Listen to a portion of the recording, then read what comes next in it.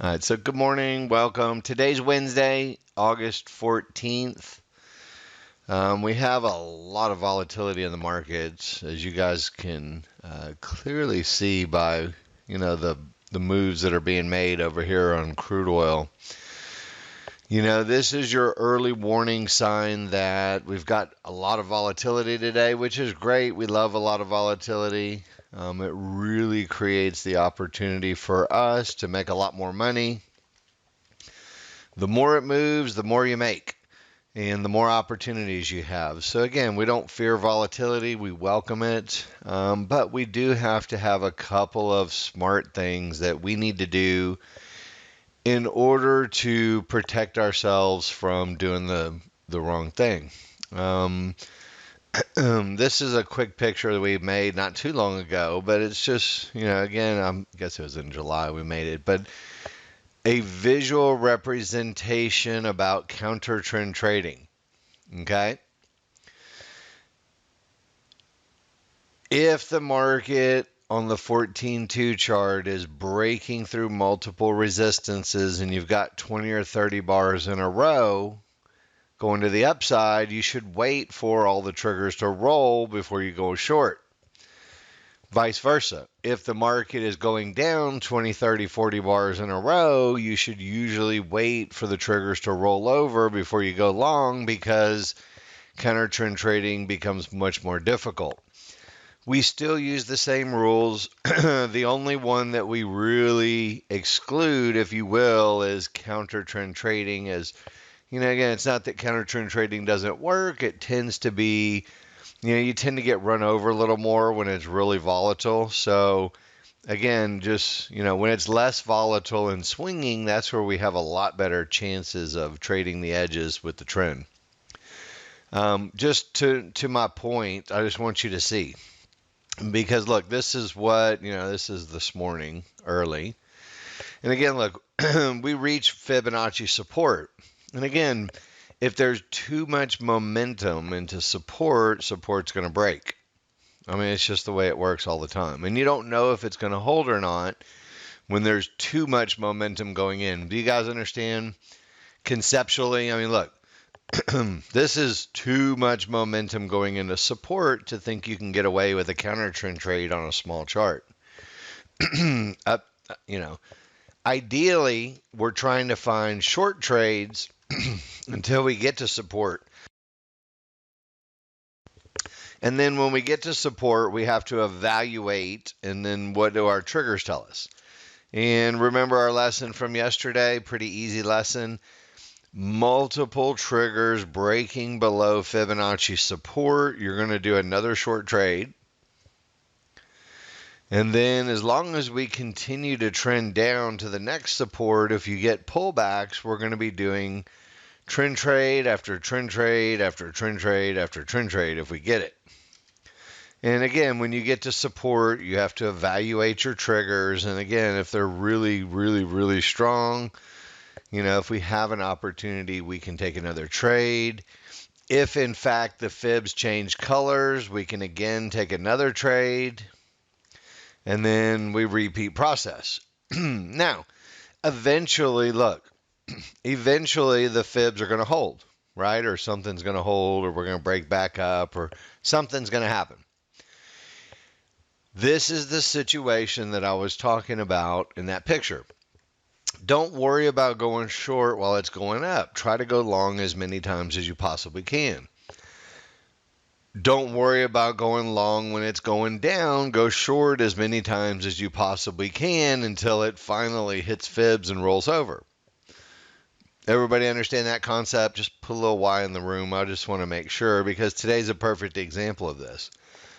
You don't know this fib's going to hold down here. It's beautiful. It called the perfect low. Awesome software, blah, blah, blah. Who cares? You can't make any money on that because, you can't go long there because you're going to get wiped out just like you did the other 5 times. This is where you are going to make your money right there in that circle. You see it? You wait for it to hold, you wait for it to roll, and then you have all of the rules for a high probability long trade in place. Now, as we're breaking through fibs, you're going to do another long trade until we get a termination condition. So let's, and again, if you don't know what the termination condition was up here, we'll go through it so you know what it is. So look, I want to focus in on the small chart for a minute because look, trades actually happen from the small chart, right? We get area and direction on the big chart, but ultimately, trades are going to happen on the smaller chart.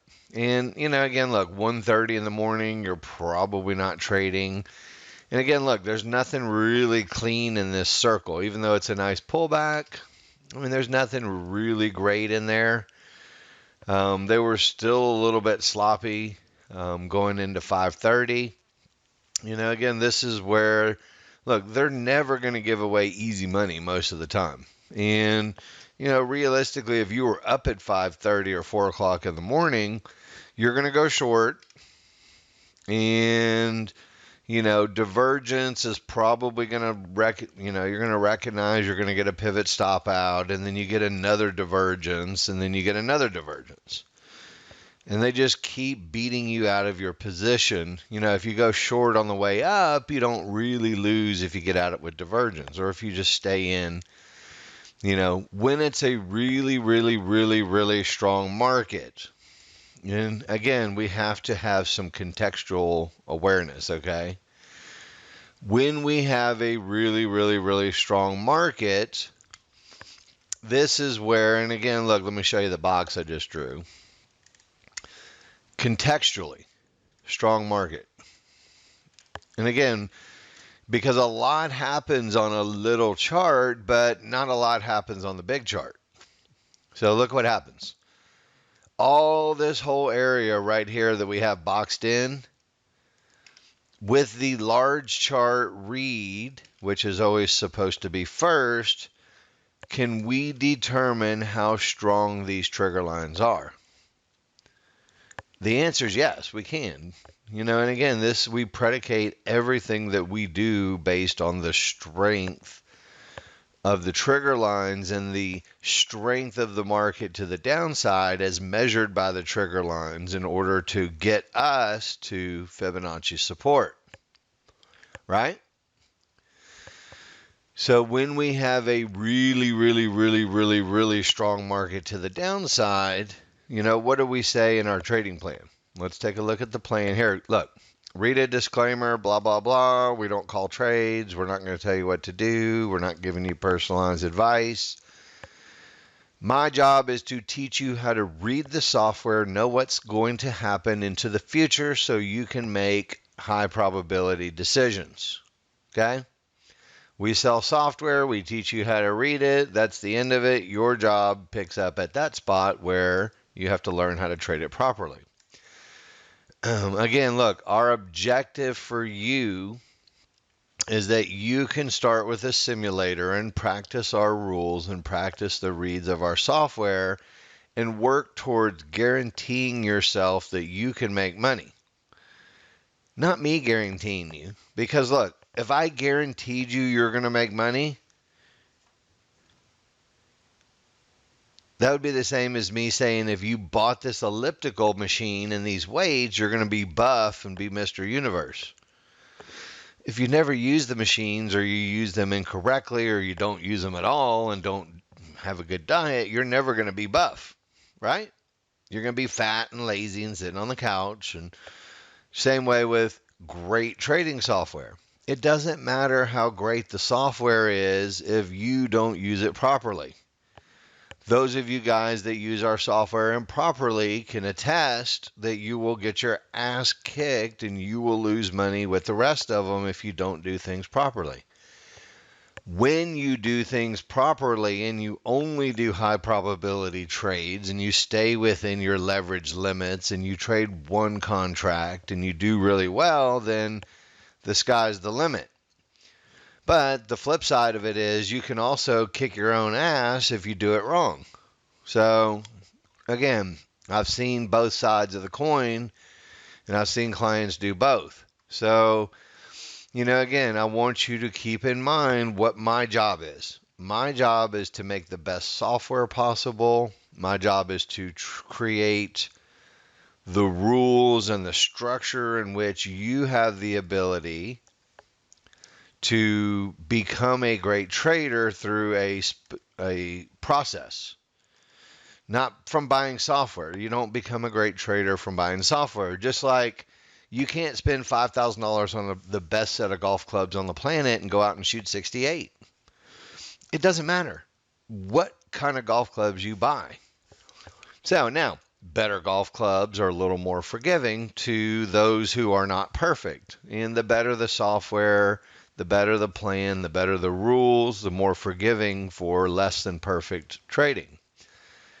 So what we're trying to tell you is you don't have to be perfect with our software. You just have to be perfectly adequate. And again, it's what trigger lines and Fibonacci looks and rules for when it's okay to take a trade. Practicing these things every day, simplifying your trades in your head, replaying the day, taking pictures of the trades, posting those pictures into a journal so you can track your own performance on what you do right, what you do wrong. Little pictures like, this was one that somebody put in. And again, look, Selena, let's go to what I was saying with you. You were going to go long at the top, which was going to be detrimental because we don't sell on the way down, we sell on the way up. And again, there's a simple concept in trading, which has been true for a long time. And, the concept is very simple. Buy low, sell high. And if you sell low and buy high, you're going to be opposite of, conventional wisdom. So the idea for us, when we look at a chart is, we assess multiple things, right, when we're looking at a chart.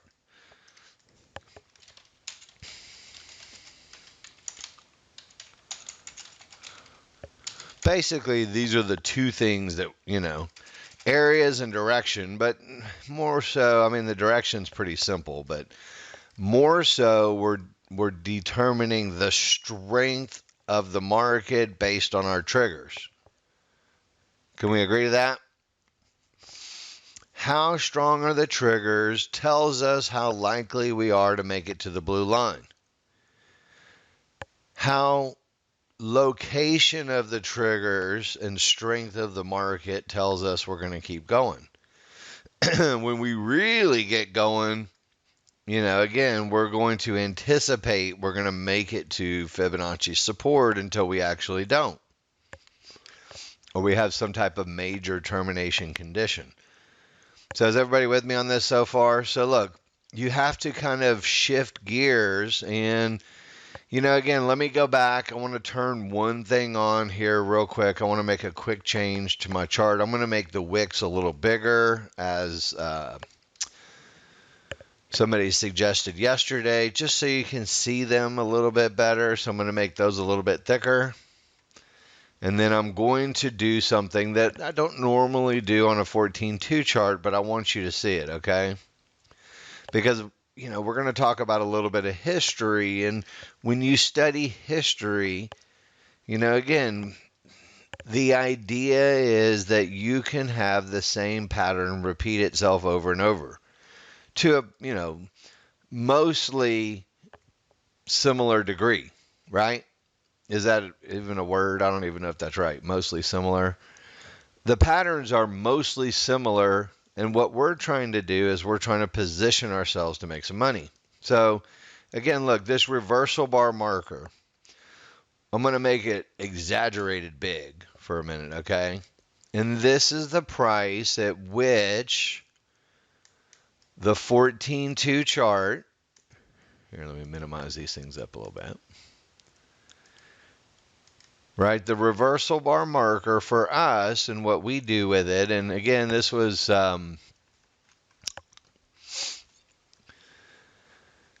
Milby's question the other day about the 14-2 reversal bar marker. In a strong trending market, meaning very, very strong trending, watch, let me run it. This tells you at what price you're going to make an up bar. And traditionally, in a very, very strong trending market, a lot of our traders will just put their stop behind the reversal bar marker. So look, what I did is I turned on all of the historical reversal bar markers.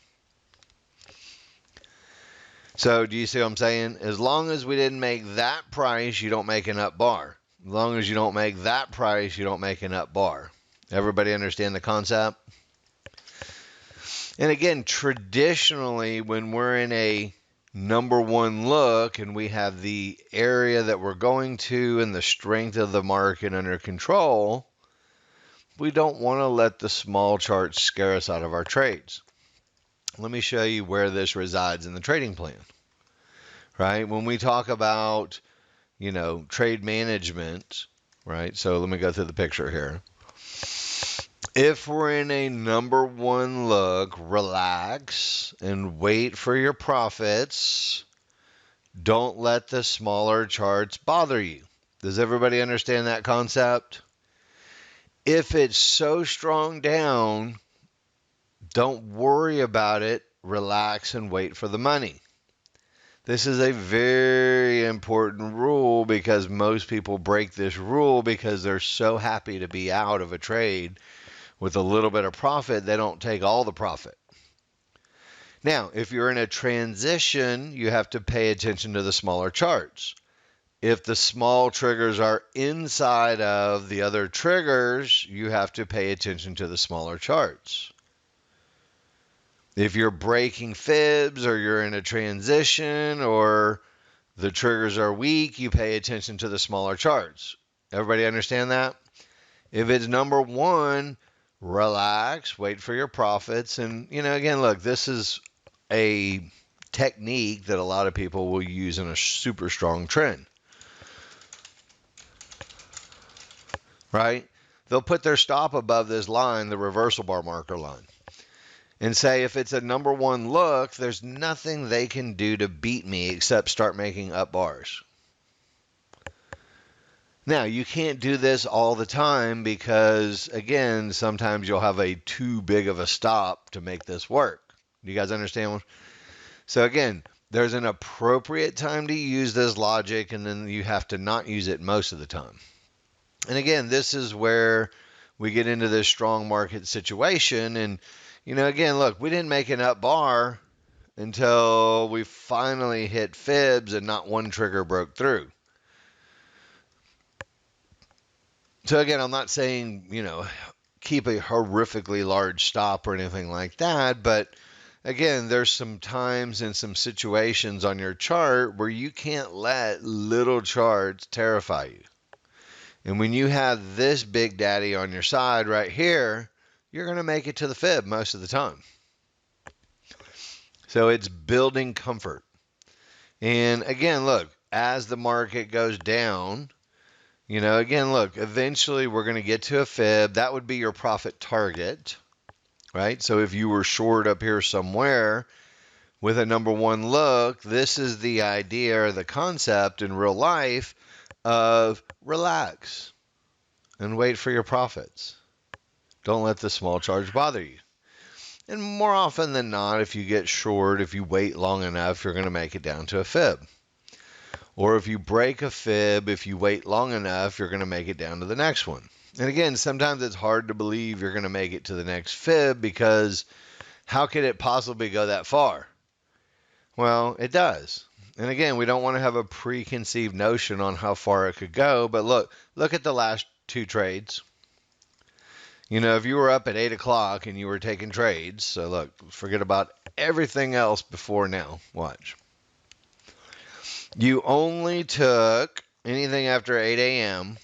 and you had one short and you waited for your profit target, which would have been fibs. You would have been short at around 42, 43, and you would have made $500 on one contract. And then if you would have waited for the triggers to roll and you would have bought in here and you would have relaxed and waited for the fib, what did you buy? 20, 15, 18, and you would have got out up here at the fib and you'd be done. That'd be like $800 a contract. not even including any of the other short trades if you were up earlier. I mean, I can't even imagine people, we have clients that live in London, and the amount of money that they would make early on trend trades is going to be ridiculous. Anyway, look, I'm going to turn off all these historical reversal bar markers because we don't need them. I just wanted to show you in history that if you don't make up bars, you have to really wonder why you're getting out with a small chart if it's really, really strong. And again, it's just to kind of reiterate this concept. If it's really strong, just relax and be patient. Now, if the trend is up or trend is down, you want to favor that a little bit more. So we have to kind of determine when we get to spots, is the trend up or down? And if the trend is down primarily, which I don't think that's a far stretch, is it? I mean, we just went down 300 ticks, give or 250 ticks. So it's not a big stretch to say trend down. This is where breakouts of fibs become a little iffier. And again, breakouts of fibs, you're going to do a trade. 1,000% guaranteed you're going to have a trade long in here. Okay? So look, let's just go find a couple trades and, look at the trade side of things here. And again, look, trades are easy once you get the right area and the right location.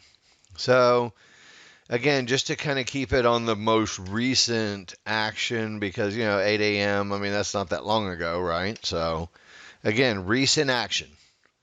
What do we have? Where do we have it? Why do we have it? What's going on? So in reading your small charts are going to give you the trade. The 8-2 chart, 5-1 chart give you the trade. You hear what I'm saying? But you can't take the trade unless the 14-2 chart agrees. This is where everybody gets in trouble, and I can point out, over and over and over people that do the wrong thing, right? Which there was one in here this morning that, again, here's the thing. I want to see when you guys participate, where was the entry? I don't see any entries. I don't see any executions on your chart. I'm assuming that you bought there because you said you did. So again, I have to go with the assumption of, you bought there, which is fine, right? Totally cool with that. Bear with me here. Let me get my snag it up for 2 seconds. And again, this is a perfect example of, and this is the micro ES, but look, it doesn't matter. The rules are the same always and forever. This is the termination condition of the highest magnitude. Fibs and triggers below. Should have been short from, literally, this is about the best short trade that money can ever buy you right there. Money can't buy you a better short trade than that. Anyway, needless to say, this person went long right here and said that they were stopped out within 5 seconds. Well, of course, because it's wrong. And again, this is what happens when new users stare at the small charts for their trade without checking the 14-2 chart first. And again, not trying to pick on anybody because everybody makes the same mistakes in the beginning. That's why they're called beginner mistakes, because everybody makes them and they're human nature. So think about what you're doing. What's happening, again, I'll go to the plan because, I fall back on the plan a lot because I think that's the most important thing. The plan says for trend trades, you must stay focused on your 14-2 chart first. And you must have the trigger lines in one of these 3 phases. And again, they're all pretty simple. The small triggers are below the other triggers, transitioning. The small triggers are below, all of them going down. And then the small triggers they're all down, but you're getting inside, which happens at the end of a trend. So it doesn't, look how quickly you can ascertain how wrong this is. The small triggers at the time this person was going long, not only did we come off the most mother lode resistance on God's green earth right there, hello, right? Not to exaggerate anything just a little bit, but that's a teeny tiny little condition that you never go long against. But anyway, just saying. The rule was small triggers needed to be above all others. Just that one simple little rule would have fixed it. And the small triggers are actually down and inside of and going down all others.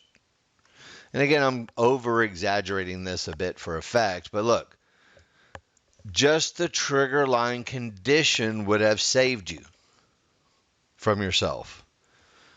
Not to mention, the 52 fibs and where the triggers are, but we'll leave those 32 arrows to another day. That's the most perfect termination condition on the planet. Short. Anyway, whatever. That's fine. Do you guys understand this?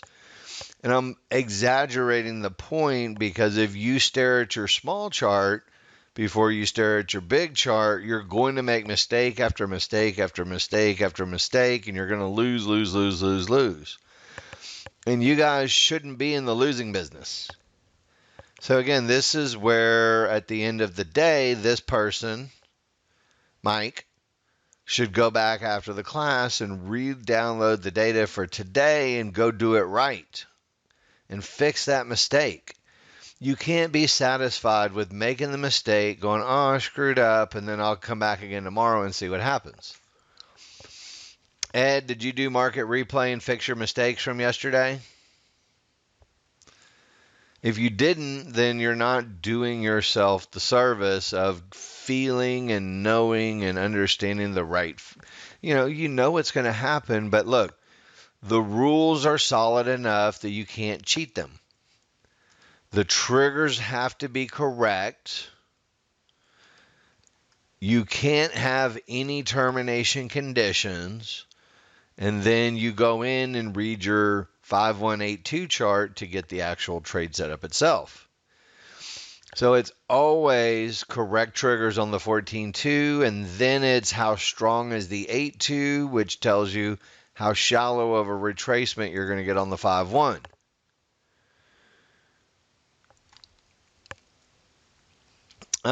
David, just copy paste trades in now. If you guys have them, there's a lot of trades and I'm recording these sessions too. So just if you have other trades that I missed, it's hard for me to scroll back. Please feel free to repost. I'll try to make sure to get through them.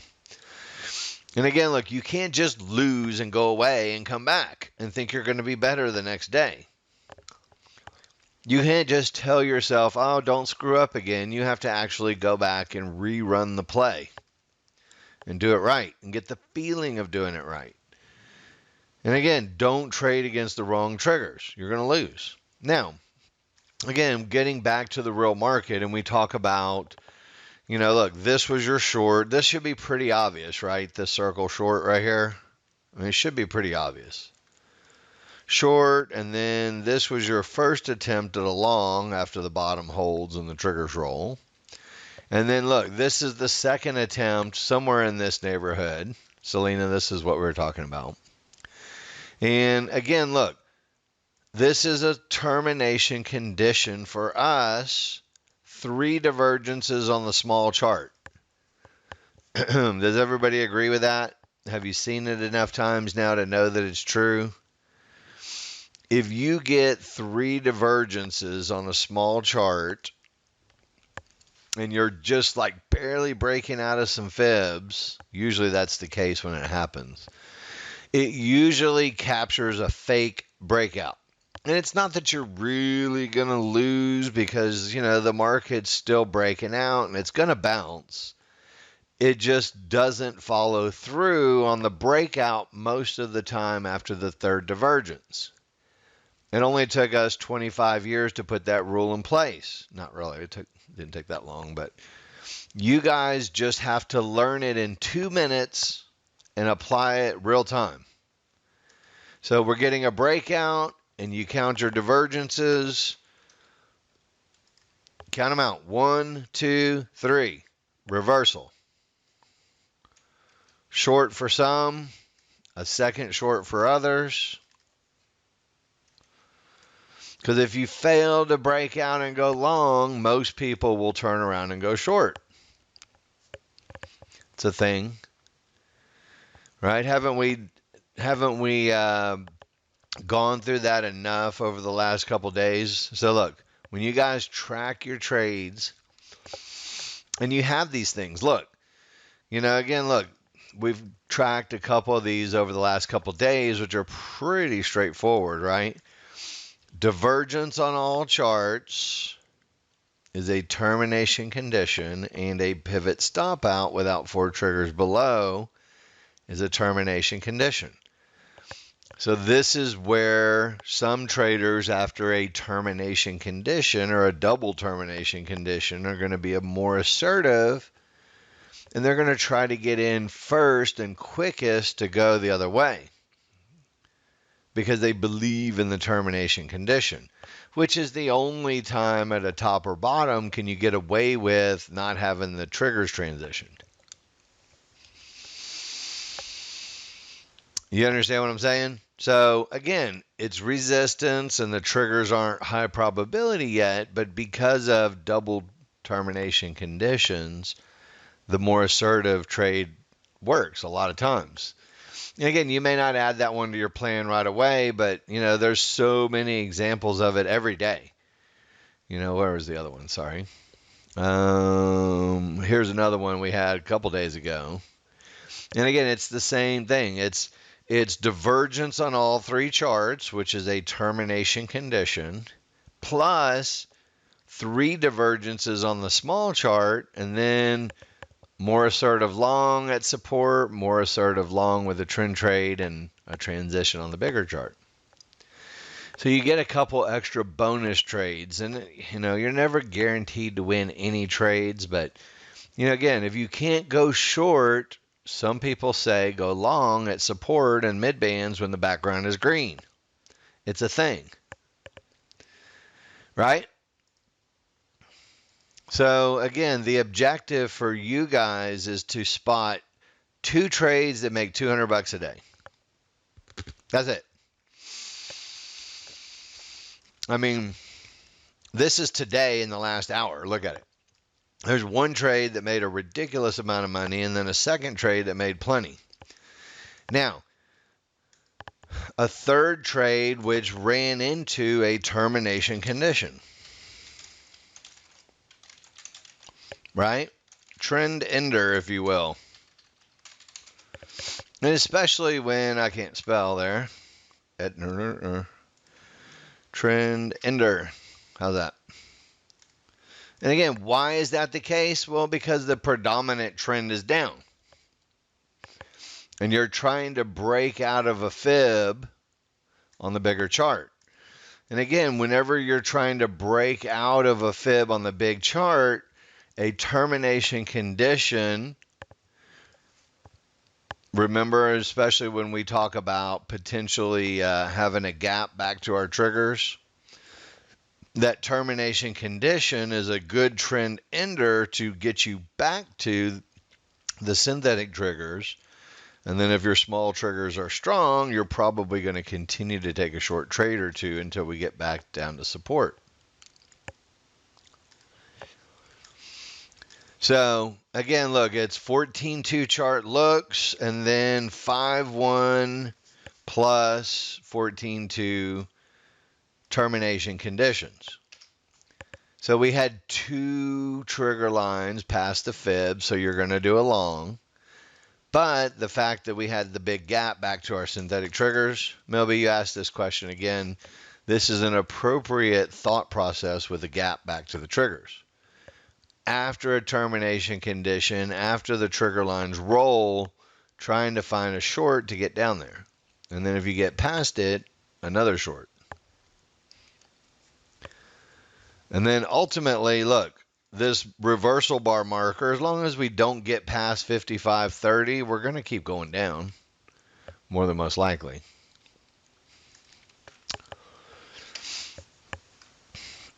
All right, so if you guys have trades or charts, you want to put them in, put them in.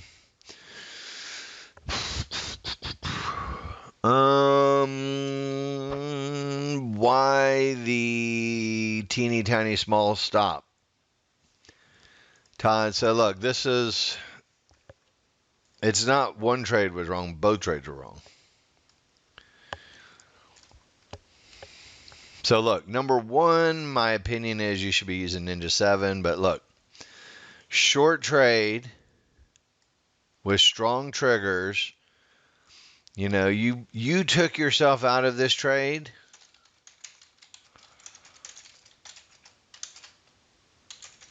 This is the question. Why would you take yourself out of that trade? So, why take yourself out of a winner? And because look, again, this goes right to the plan. Look, so you have to pay attention to the fact that it was blue, right? Fib was blue, so you can take 1, right? My fingers are cold. And then look, this pivot stop out right here is not really a long, but it's a termination condition.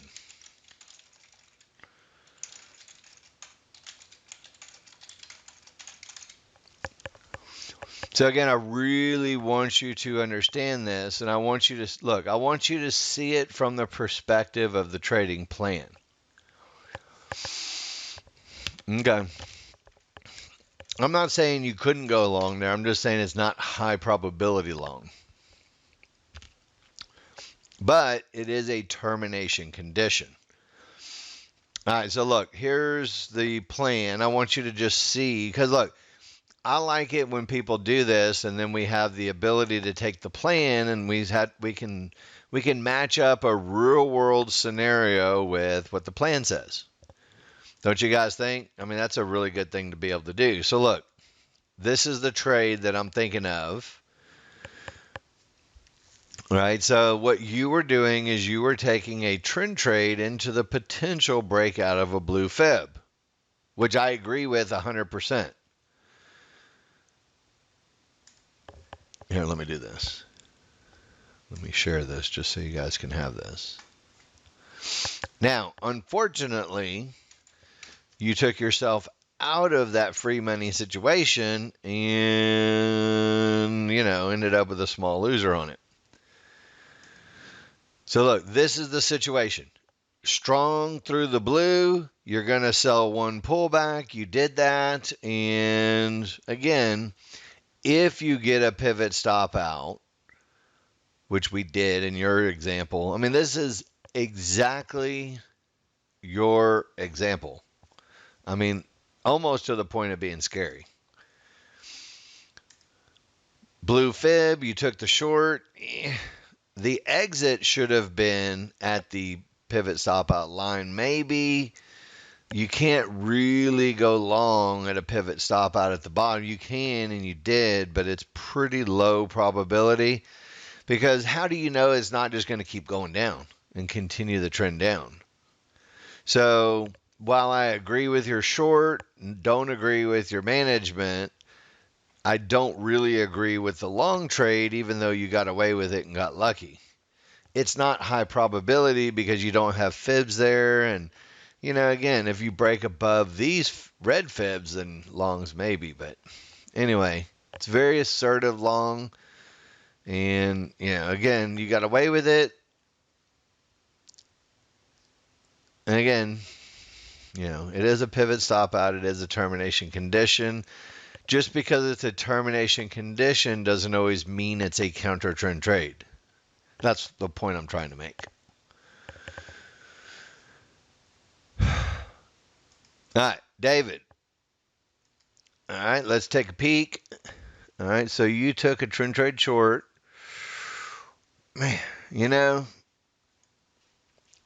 especially with the volatility, I mean, it's the most perfect trend trade short on the planet, isn't it, David?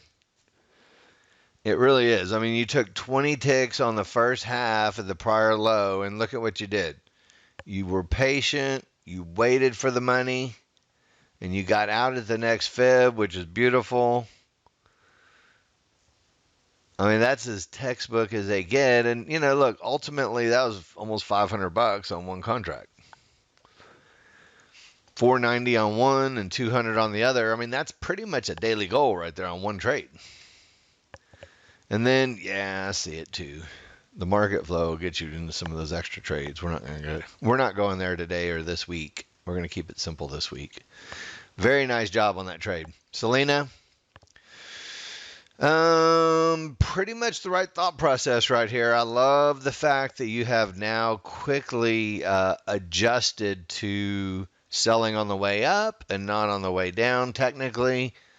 There's a little something against you here, but not much. I like the thought process. I wish you had the same thought process up here and here and here, and then you'd already be short or already have made your money. But I love the thought process of, again, look, I have a picture. Let me see if I can find the goofy thing.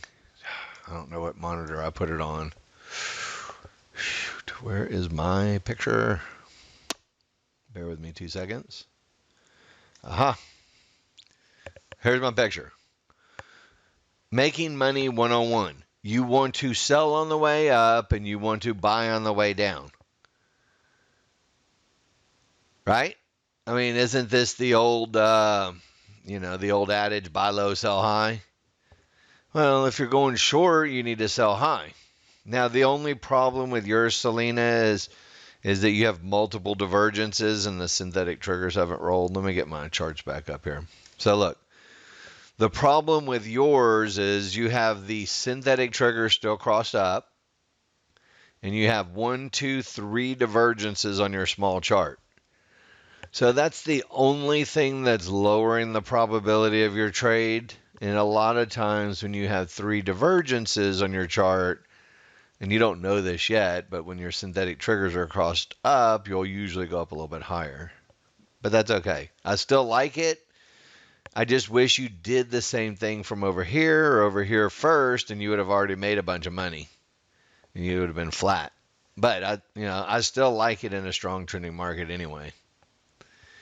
In a strong trending market, you can get away with some things that you can't get away with in the real world, when it's not heavily trending.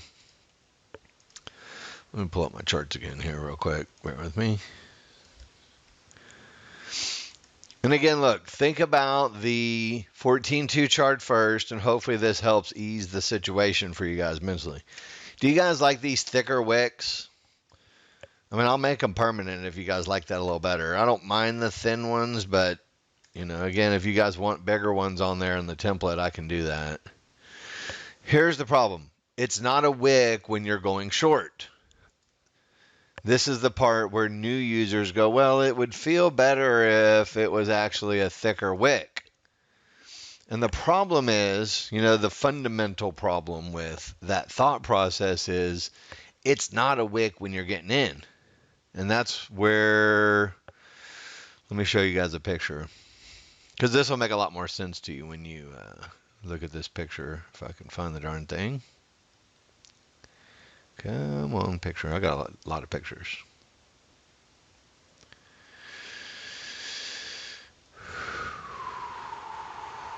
But I have one that's specific to this situation, and I wanted to...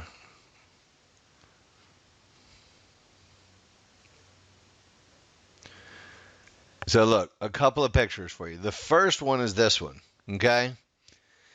It's easy to see the wick when you guys go back in history.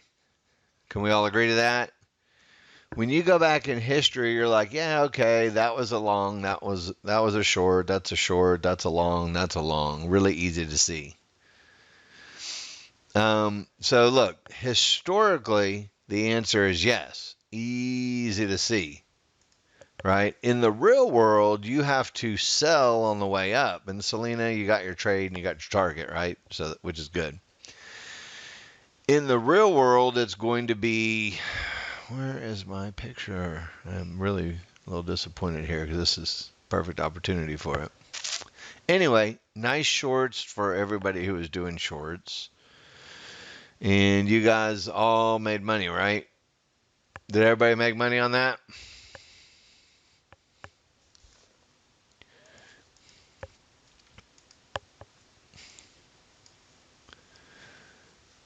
All right. Well, and see, here's the problem. You should have been short much earlier, and then you wouldn't have been waiting for it to come back. Now, we are at a spot where this is going to be one of two things very quickly. Right. So, Selena, after the termination condition at the top on the smaller chart, which was right here. So, look, I'm going to do it like this. I'm going to make it really stick out because I'm going to make it a solid black box here. So you can't even see anything behind it. Once you have the termination condition and a trend ender on the 5-1 chart, the idea is get in a little earlier, and then you're on your way down. You waited until it was so far down and the move was almost over to get in, and you didn't get any of it. Which is okay. I mean, you're on day 2. Look, no matter what you have done in your previous life, which I already know what you have done, I was told. I cheated a little bit. I know what you've done for a living. And I know for sure at a minimal level to get started, you have to have 2 years of schooling to do what you did. So, again, look, it took us 25 plus years to put this together and to make it simple. I say simple, meaning it takes you a couple months to learn it. You can learn everything that we know inside of 6 months or less. You can be proficient with our software in a month or two if you follow the rules correctly. So look, we are now at a key area. Agree?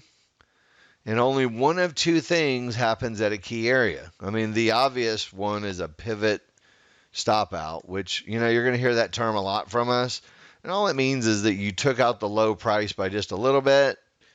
And anytime you take out the low price by just a little bit, especially at a key area like multiple fibs, you run the potential that the market's going to do this and it's going to go back up again. This is the look for us to go long. Everybody agree with that? Pivot stop out. Now, the exception to that rule is not in a strong downtrending market, because it has more of a tendency to break in a strong trending market than it does hold. So again, for us, easy money is going to be when that area breaks and it turns red, and then we can go short again if that happens. Right? And if it does, look, we'll then look to our next fib support as the next target. So again, only two things happen at a key area. It holds, and if it rolls, we buy a pullback. And again, if we revisit that same key area, we have a potential for a counter trend trade. And again, it's the exact rules for a counter trend trade. It's not the best condition or best day for it. I'll show you in the plan again. Plan. Look, this is our counter trend trade long look. We want to have divergence on the low, which is where this negative 74 is, and it creates this cyan line that goes out to the right side. And then we want price to barely get below it at the edge of fibs, and then that is our buy spot to go the other way.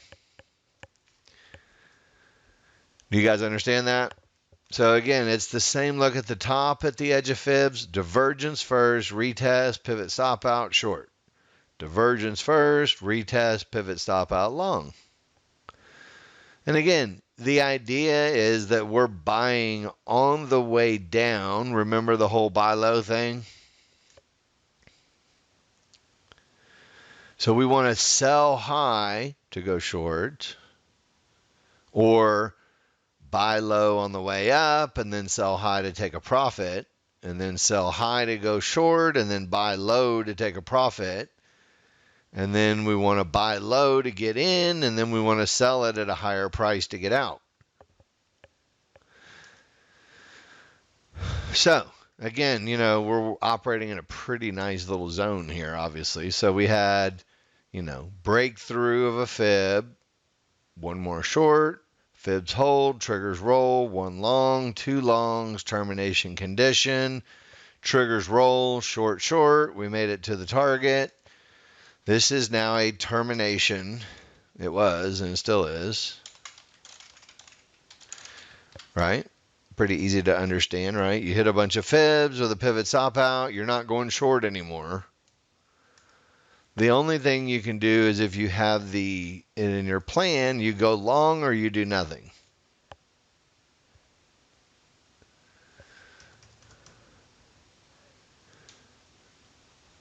You guys understand that? So again, just think of it this way. There's a continuation condition. We don't use that one much, but it's obvious. So a continuation condition is what? 4 triggers past a fib, or fib changes colors. I mean, that's pretty much the only conditions we have for continuation.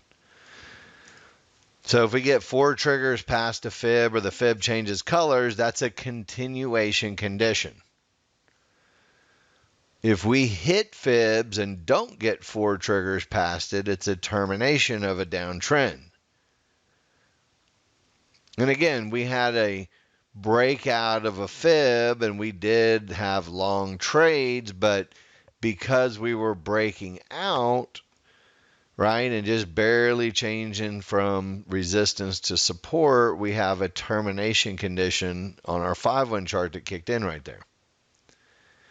And again, it's easy to see when you go back and have somebody point it out to you, right?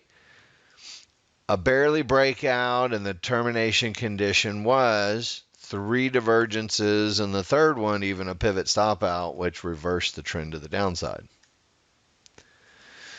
And then as you look at this, it's very easy to see that we have a termination condition at the bottom. And again, when we have a termination condition at the bottom, does that mean you can start going long? Where did you guys go long that went long, out of curiosity? The people who've had software for a long time, are going to do that trade anyway. The people who are brand new aren't going to buy that right away. Gordon, you bought 92. Very nice. MB, you bought 01. 91 or 01? Oh, you're talking about the second trade. All right, sorry.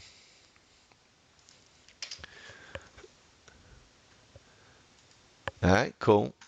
And again, look, the idea is in a downtrend, if you run into things, you probably are going to take your money off a little bit quicker on the first one.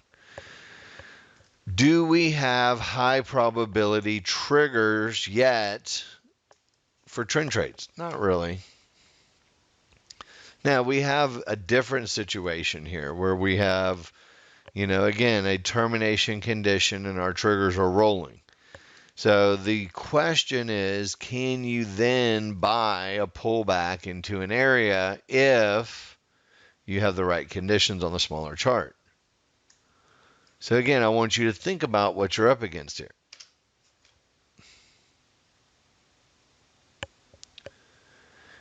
Notice that your small triggers have not yet gotten above the other triggers. So it's not a high probability situation. Right now, what are our triggers in? The triggers are in a range configuration, which means that the upper end of resistance could hold, which is right here, and then the lower end of support could hold, which is right here. Range means that the small triggers themselves are inside of the large triggers and synthetic triggers. It's like they're in between.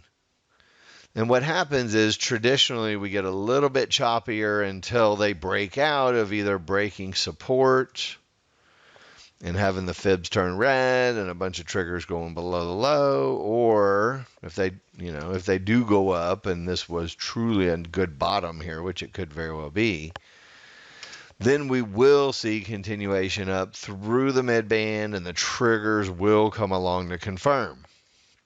If they don't, you have to worry about how much further is it going to go.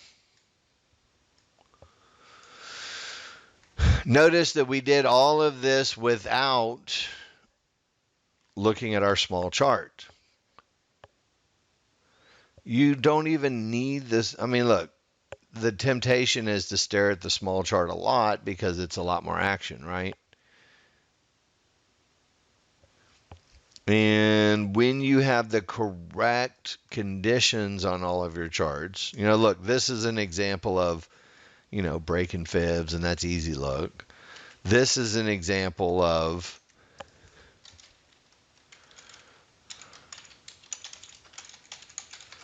transition triggers. So you hit a fib, and your small triggers physically get above all of the others. Easier long trade. And I'm not saying we won't go up, right? We have a great spot and a termination condition. I'm just saying as far as trend trades go, we don't have the highest probability look right now. Everybody got that? And again, look, I didn't think we're going to miss anything because, again, you can start to see when we get into a range, it gets a little choppier. Now, is it going to go up? Again, look, here's what you're wondering, right? You're wondering in the range, am I going to be able to go long against all of this resistance? Right? If you went long down here, that's one thing. But look, in a range, can you go long when resistance holds? The temptation is to want to buy right here. And again, when you define your 14-2 triggers, you know that this is the incorrect trade. Because in a range, you can't do trades from the middle. Trades in the middle tend to lose. Trades at the edges tend to win. Right? So now we're at an edge. Would you agree? This is the edge, and whatever happens here is going to be determining. Again, look, it's hard to describe and say it enough times. You don't do middle trend trades when you're in a range. You do them from the edges or you don't do them at all. You go short at the edge at the top, you go long at the edge at the bottom, or you wait for the upper end of the range to break or the lower end of the range to break. And again, look, if this breaks, it's going to be really obvious, isn't it? If it breaks, it's going to all turn red, and the 14-2 chart triggers are going to be going down, and then we'll start doing short trades again. So again, what is the, again, I want you guys to recognize the difference here. And again, look, it's really easy if you apply the rules. Breaking a fib, we're going short. Fibs hold, triggers roll. And again, does everybody see the difference in the small triggers here? On the left, you're in a transition, right? So, again, this is a really, really, really good look for going long in a transition, right? A range-bound look is not the best look for taking trend trades. A range-bound look is just that. It means that the top is going to hold and that the bottom might hold and that we are going to need a breakout one way or the other. Path of least resistance so far today has been to the downside, but, again, look, we'll see what happens. Again, we can't do anything yet, right? Because in order for us to sell, think of it this way. Let me give you an absolute here. In order for us to go short, remember we were talking about this yesterday?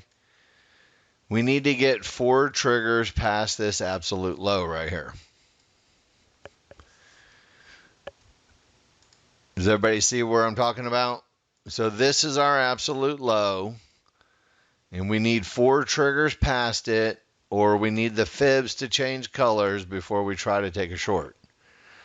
Because if not, you're going to be call it the sucker close, the fake breakout. And again, this 4 trigger rule is going to protect you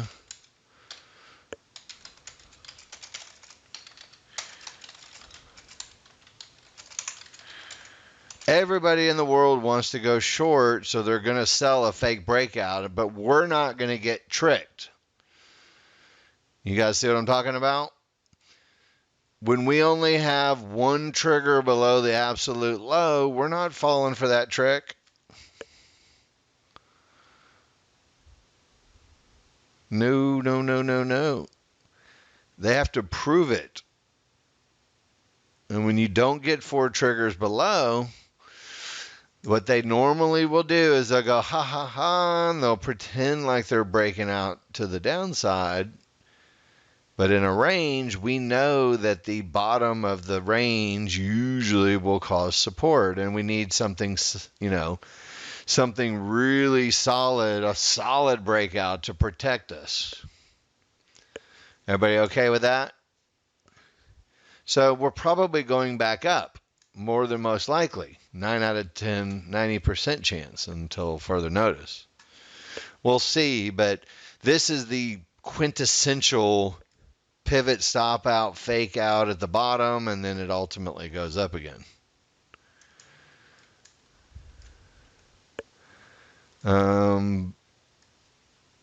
Bob, there's a description of what causes market flow bars to be yellow or white. So if you're getting yellow or white bars, you're having the conditions become true for that.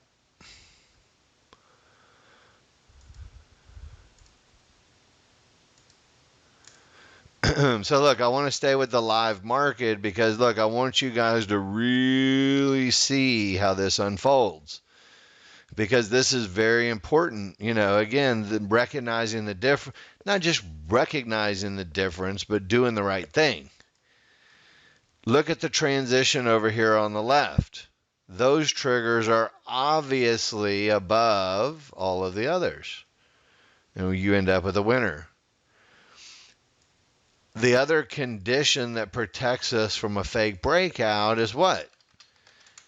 Needing 4 triggers past the low. It's really simple. If you don't get 4 triggers past the absolute low, which I drew a big black box on there just to kind of highlight it, you're going back up in a range.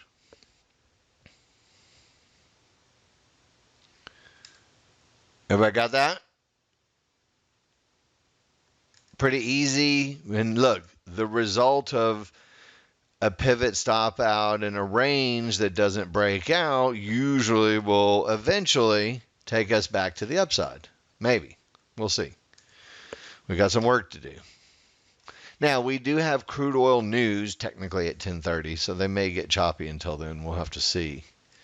But again, a really, really, really nice example day today of, basically everything that we do all wrapped into one little picture right here.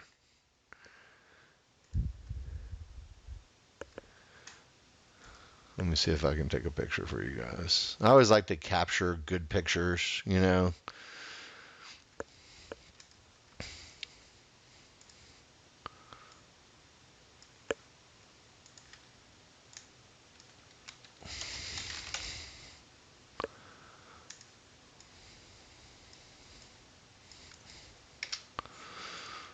What do you guys think? If I was making a manual, this would be in my user guide right here.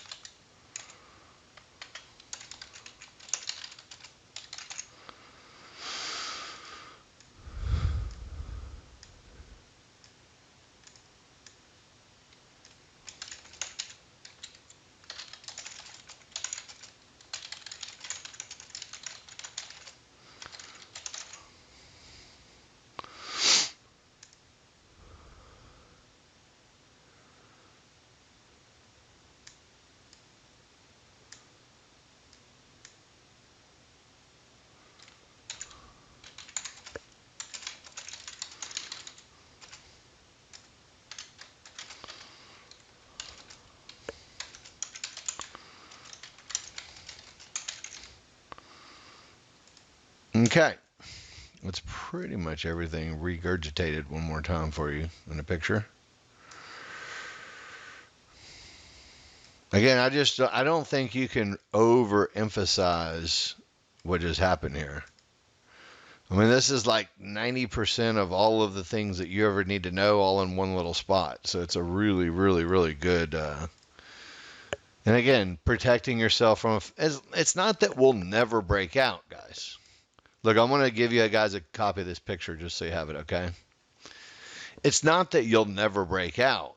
It's just you're going to be more demanding on what the breakout's going to look like.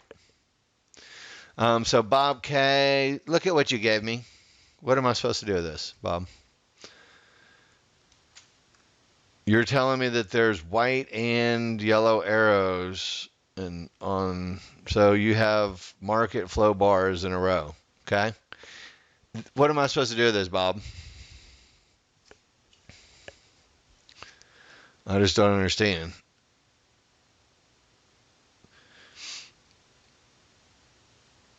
Those arrows are when you get multiple signals in a row, Bob, which we added into the strategy. Sorry, maybe you didn't know that. So if you have two sell signals in a row, or if you have a sell signal, it will generate an extra arrow for you. But technically, this is an up bar with green dots. But it's a signal to go along with a antenna, and then it's a signal to go along with the white paint bar up with green dots. So again, it's just, it's when you have two market flow signals in a row. And again, I don't want to go too much into the market flow this week because, again, the market flow is really, really, really awesome if you're at the right trade setup areas and all of your rules are true for a trade. The market flow, and again, I put this on here, but look, if you're not following the rules for the trading plan, then again, it's going to cause you confusion. So Bob, again, what you're talking about is right here. And again, I just added an arrow to the indicator version of it. So if you actually have two market flow signals in a row, you'll get an arrow on the second one. And that's really what it is that you're seeing on your picture. Just, I want to make sure that you have 100% answer and that you feel good about it. What you're seeing is an arrow after the second in a row market flow signal. But if you're not at the right spot, under the right conditions, you shouldn't be paying attention to it anyway.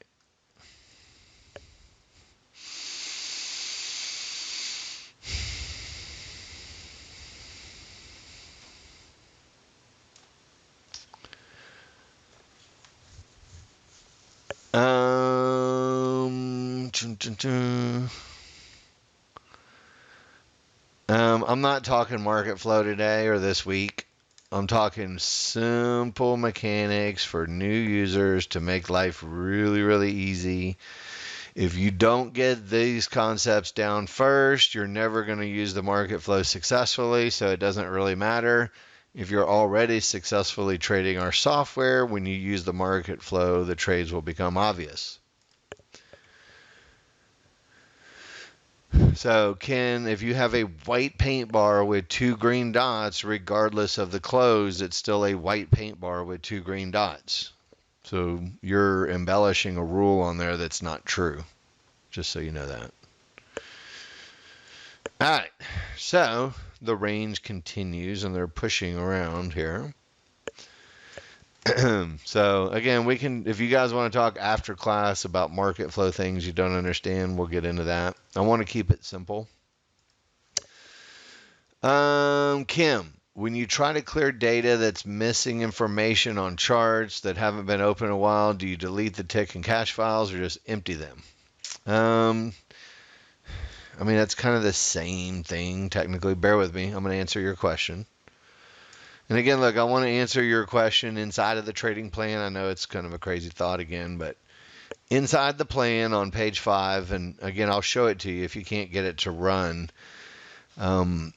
Cleaning out your data And again, this screencast video to play it, and I'm the same thing. You have to have Flash.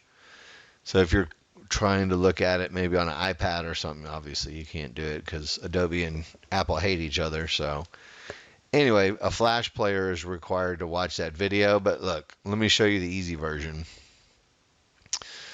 The easy version is just go into, you have to have NinjaTrader closed. So you go into NinjaTrader, into the database, and just delete these two folders right here. That's all you have to do is just delete the folders, and even if you delete the contents of them, that's okay. I mean, it's the same thing. The folder itself, if you just delete the contents of them and all the tick data, it doesn't matter. But it's easier just to delete the folder itself, and then Ninja will rebuild the folder when you open Ninja up again. Are you trying to do this with NinjaTrader open? Or are you closing NinjaTrader first? Okay. All right, cool. All right, so we're in a range. Obviously, again, what do we do in a range, guys? Most people who are trend traders won't do anything until the range breaks, right? And again, we'll know when the range breaks because it's really going to take out the low.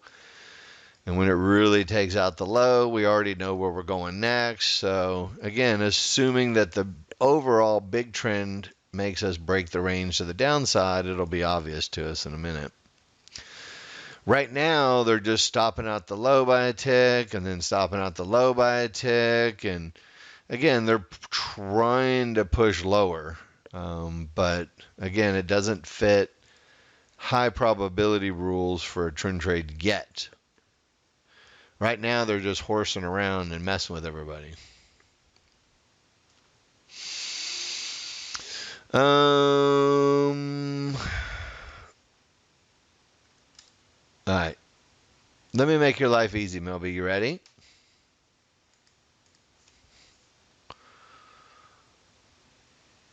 I'll make your life really easy. I'm going to apply only the trigger line indicator itself to the chart. So watch. I'm going to just get rid of everything else now. So when you look at just the trigger lines by themselves and nothing else, Melby, what do you see? The synthetic triggers are down and the market does not get above them, correct? And then when you look at the large triggers are down. Right? So overall, we have a downward trigger and a downward market, but right now we have these small triggers in between these two. Right? Which means it's going to be choppy. Do you understand that? So what we have is, let me show it to you in the plan, and again, I always like to refer to the plan even though it seems obnoxious, but in the plan itself, right, when we're talking about doing trend trades, right, so we want to have, again, keep in mind, think about the look for us for the best. The small triggers must be below all the others to go short, or small triggers above all others to go long. I don't have an ES chart running, Melby, so you can take a picture and push it into me if you wish. I don't have an ES chart running. All I have is crude oil and a range-bound look. So if you have another picture that you have a question about, please feel free to put it in. And again, my attempt for this week, guys, and again, I can build an S&P chart, but your picture will be better for me. Here, let me see.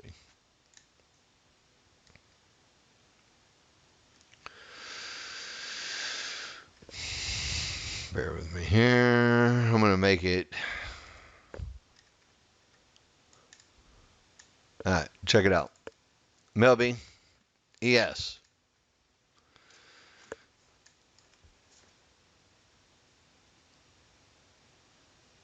What do you see? What are you asking about? So remember what we talked about. We have areas. Okay, so watch how this is going to play out. The midband is an area of resistance. Can we agree to that? A magenta midband and a downtrend is resistance. So when we hit the midband, we have 0 triggers break above it. And pretty much the same thing over here. So right now we have the market in a bit of a choppy funk, but still trending to the downside. Right? So we have down areas. Can we agree to that first? First things first, let's agree that this is resistance in an area for down if triggers are okay with it. So can we agree to this first, that this is an area of resistance, which I have blacked out so you don't have to worry about the particulars inside the small area. This is an area of resistance, and then look, location of these triggers suggest what? Do we suggest that resistance is going to break with our trigger line configuration of all of them not breaking above it, or is resistance going to hold? So what would you think? You would think resistance is going to hold because we don't have 4 triggers breaking above it, correct? There's a little price action above it, but you know, for all intents and purposes, 0 triggers break the fibs in the midband.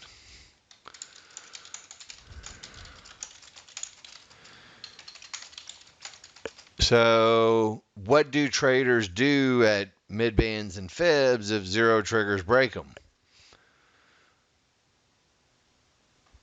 They go short or do pivot stop out shorts or find some reason for a counter trend trade or some type of assertive short, right? Melby, let me look at your picture. Okay. So what's the look?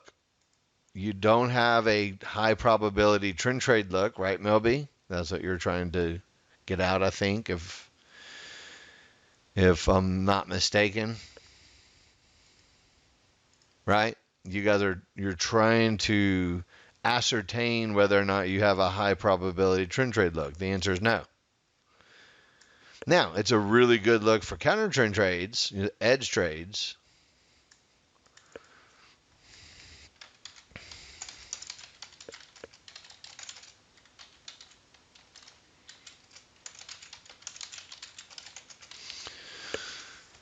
Melby, give me a Y or a no or a what the heck or something. Give me some kind of feedback here. So again, areas and triggers suggest that resistance is going to hold. Am I missing your plot? You're talking to me? So again, when can you go short with a trigger line configuration? What's the look that will get you short if you're doing just trend trades, right? I mean, if you're doing edge trades, that's different. So Melby, give me some context here. Are you looking for a trend trade or are you looking for an edge trade?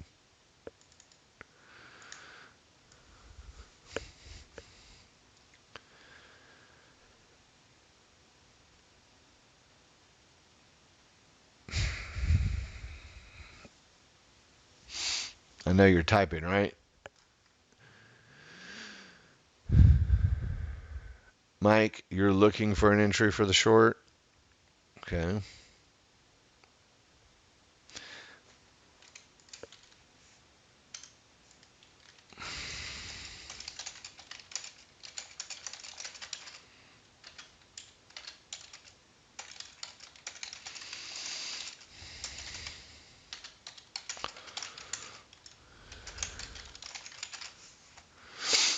And again, look, I want you guys to be able to weigh it out.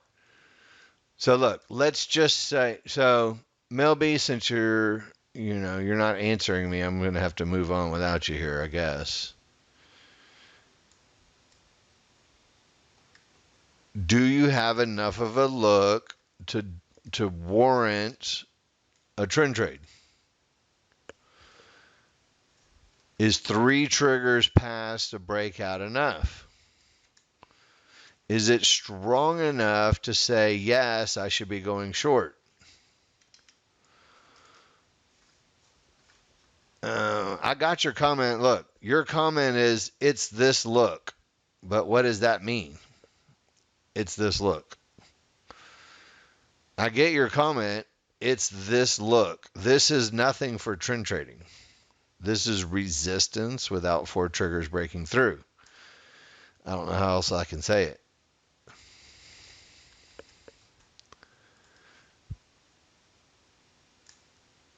So, again, look, I'm going to send you my picture here real quick and then save this off. And if you have more, want to put together, because I know sometimes people can't type super fast either. So I do appreciate that. But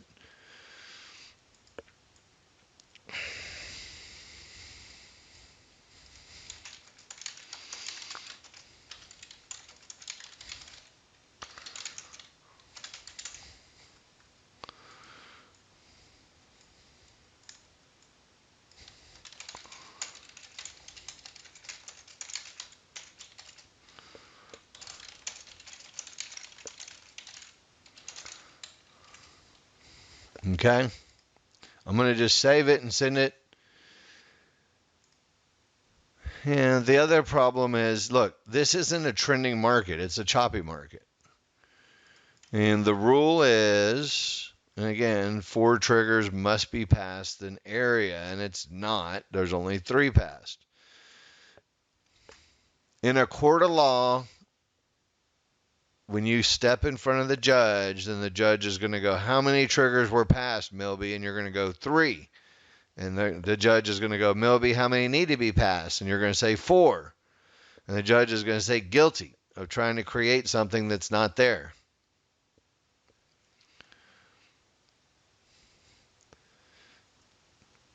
So again, think of it in context of you have to go to court and defend yourself. I'm not saying we won't go down eventually from somewhere, but this is a mess.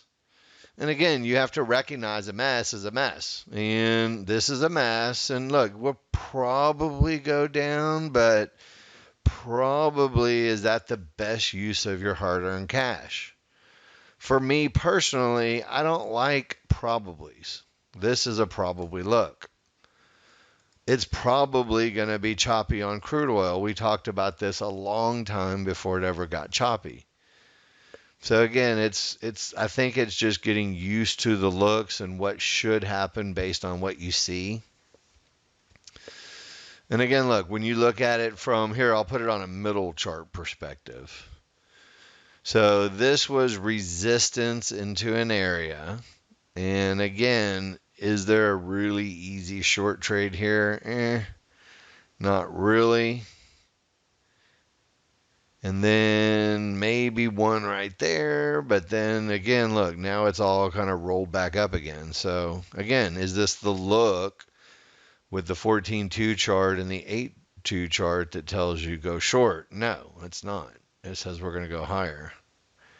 If we go short, maybe we'll get back up here and we'll have some type of an edge trade short, maybe.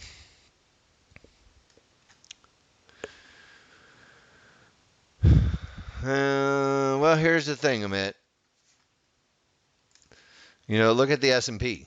This is not a clear-cut case of going down with a lot of strength. Can we agree? Just contextually looking at the chart. There's not one time where it's a smooth downtrend, nice and easy.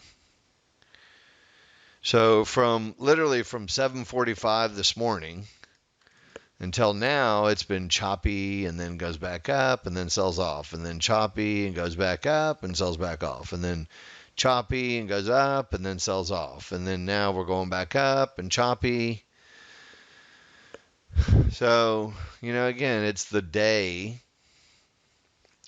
And, crude started off differently, right? So crude started off the day very trendy. I'll go back and look at it, but look how obvious the trend is. Triggers are down. Everything's going down. Nice and smooth. Trend, trend, trend. We get a couple of swings, and then, well, now we got crude oil news, but we got choppy. And then now look, at 10:30 crude oil news comes out, so they're going to shake the thing up real quick. And then we'll be back to normal business here in a couple of minutes. I just want oh, well, the current look, okay, Milby. I didn't realize you just wanted the current look. I actually did that too. The current look was 4 triggers past the pivot stop out question mark. No. Is the trend strong enough to justify only 3 breaking? So this is the sucker close where when the market's been choppy, they look like they're going down, and then all the rookies will sell, and then they lose, and then they wonder why they lost. Well, price action, again, look, price itself can go a little further or less than the triggers themselves. This is why we have consistently, for the last 15 years, used the trigger lines themselves to define whether or not an area is going to hold or break. And the concept of 4 triggers past, in a strong trending market, and again, look, Melby, so look, let's take this. Now, look, this is called a transition to the downside. Again, contextually, Melby, if the market is, and again, let me go to the plan real quick because it's a good conversation here. Contextually, if the market is trending really, really, really, really strong, you can get away with 3 triggers past an area. Whether it's, 165 EMA or pivot stop out or fibs or whatever.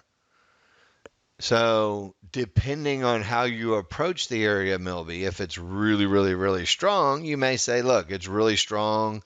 It's worth one attempt to try to break the fib. Do you see what I'm saying?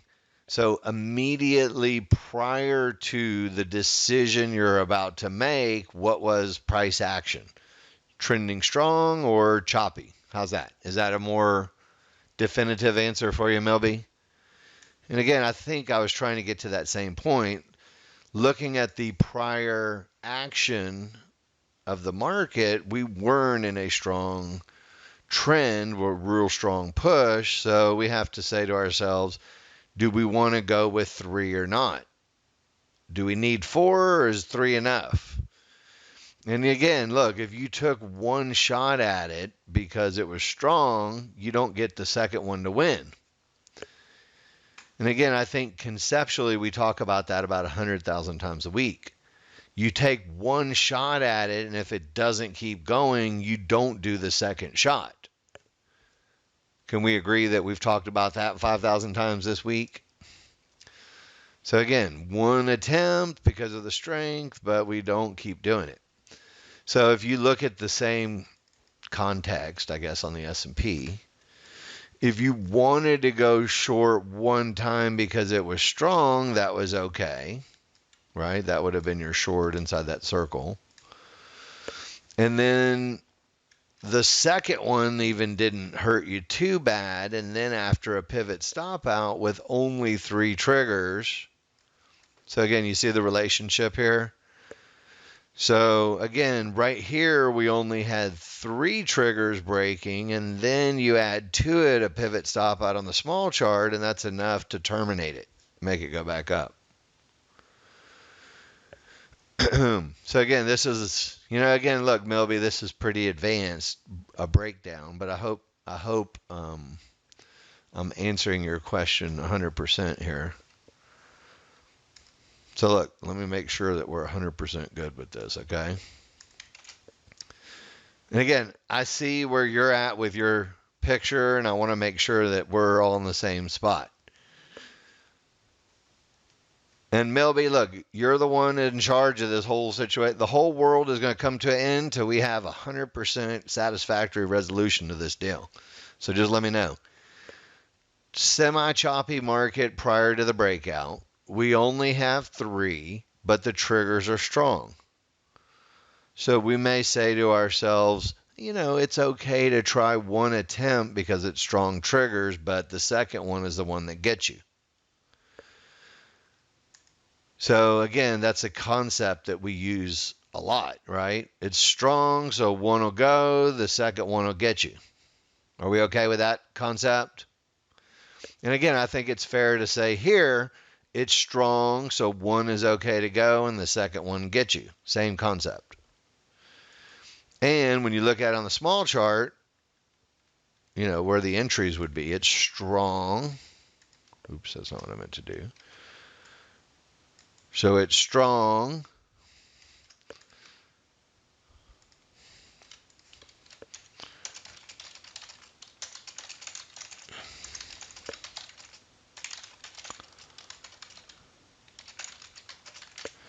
Okay, and again, look, this is going to be the second picture. So look, I think that's the first one. Let me make sure that's right. Okay, so this is the area that we're talking about. So I'm breaking down, inside of what's happening. So one, because it's strong, we can do one. And then also, so again, look, I want these two pictures to go side by side so that way we can really have context. Okay? Strong.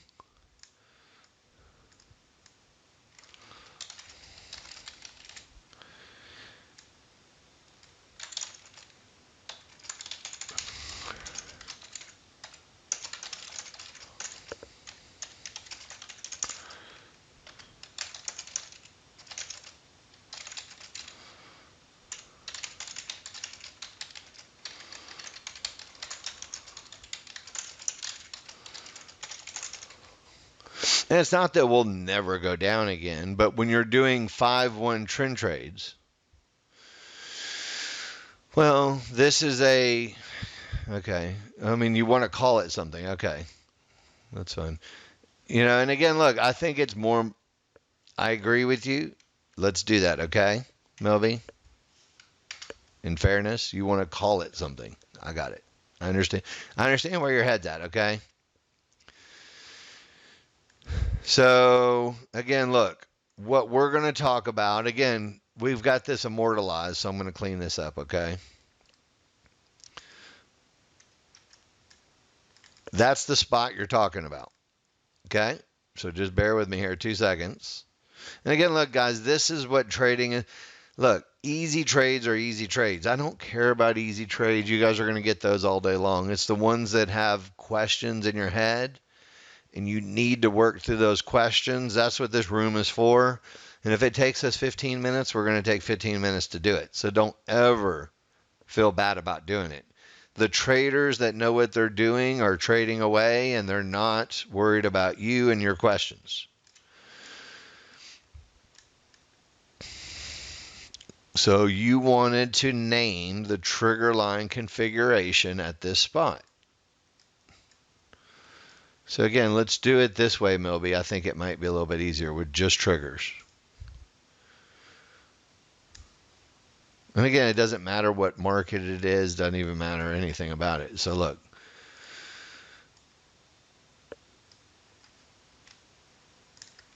And I'll even cover all this up so you don't have any other thoughts in your head. Okay?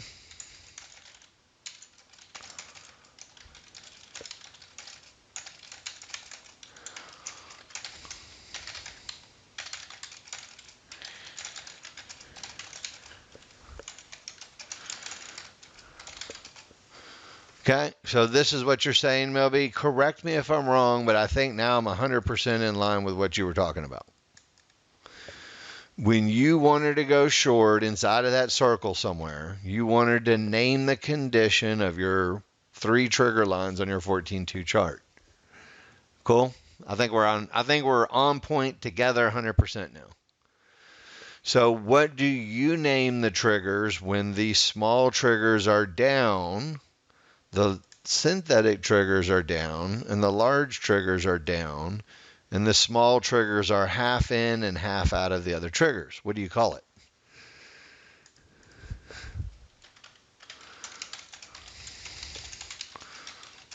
I'd call it a number 1 to weakening look, if you wanted to put a name on it.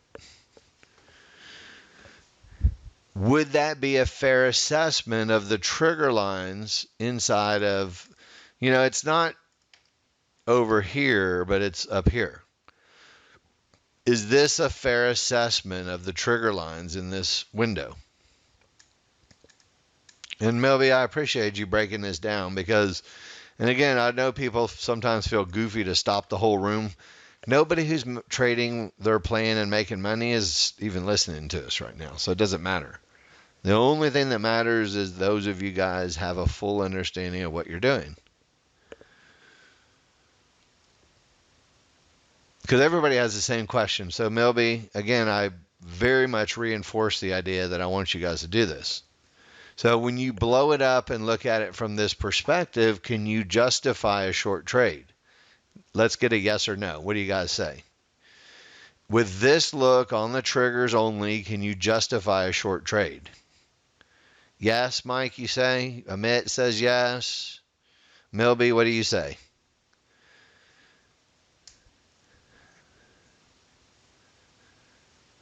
Dave says yes. And again, when you blow it up like this and look at it like this, but the answer is yes. Everybody agrees, 100%. So it's not just the trigger lines. Yeah, well, weakening is a misnomer. Here, let me show you in the plan. Weakening means that they're inside. Okay, so weakening triggers mean that they're inside, but you have to pay attention to what the support and resistance tells you when you're weakening. So weak doesn't mean weak and gonna reverse. Weak means inside and pay more attention to the Fibonacci support and resistance areas. I'm not sure if weakening was my best choice of a word. It's the one that I chose, but it's not really weak if you've gone up 50 bars and you've got support helping you. It's strong, but it's inside, but it's still going up. So inside either trigger is a weakening quote unquote condition, call it an inside condition. And in the inside weakening condition, you have to pay attention to what happens on the large and small charts as far as areas. And again, this logic, I think, is repeated over and over when you talk about trade management too. Right? When we talk about trade management, we also, right, very much not only entry management, but also trade management. When we're in a weakening mode, if you get divergence and pivot stop outs on the smaller charts, you must manage and get out of your positions and respect the areas. So yes, it could be either trigger. Usually it's weakening the large triggers, but this one got kind of inverted on us on the S&P. So you were weakening, but still strong down. So, and again, now I take us back to what we were doing earlier, which is, again, what happens at a pivot stop out? At a prior divergence low, if you don't get 3 triggers past, then usually you don't do any more trend trades, right? So you're basically one and done on trend trades. One and done. That's way big. That was not right. You see what I'm saying? So you're usually one and done if you have a pivot stop out or a fib or 3 triggers past. And it's not that you'll never go down again. You usually will go from a higher area. And again, I think this is so look, this is the small chart. So it's going down. You got a good look. Sure, take a trade short, and they don't make it easy. And then ultimately, with only 3 triggers passed on the big chart, the pivot stop out on the small chart terminates the short thoughts. Is that a fair assessment of that area, Milby? So yeah, the large chart says it's okay, and then the small chart with 3 triggers passed on the 14.2 says pivot stop out is enough to terminate it and go higher. Not that it will never go down again, it's just going to go down from a higher spot. Are you okay with all of that, Milby? Again, that one was not as obvious as what we've seen on crude oil today. Very, very good lesson. I really appreciate. And again, look, the triggers suggest on the S&P that we're still going down, right? So again, the trigger lines never said go long, and they still say we're going down, right? So just from a trigger line perspective, we're still going.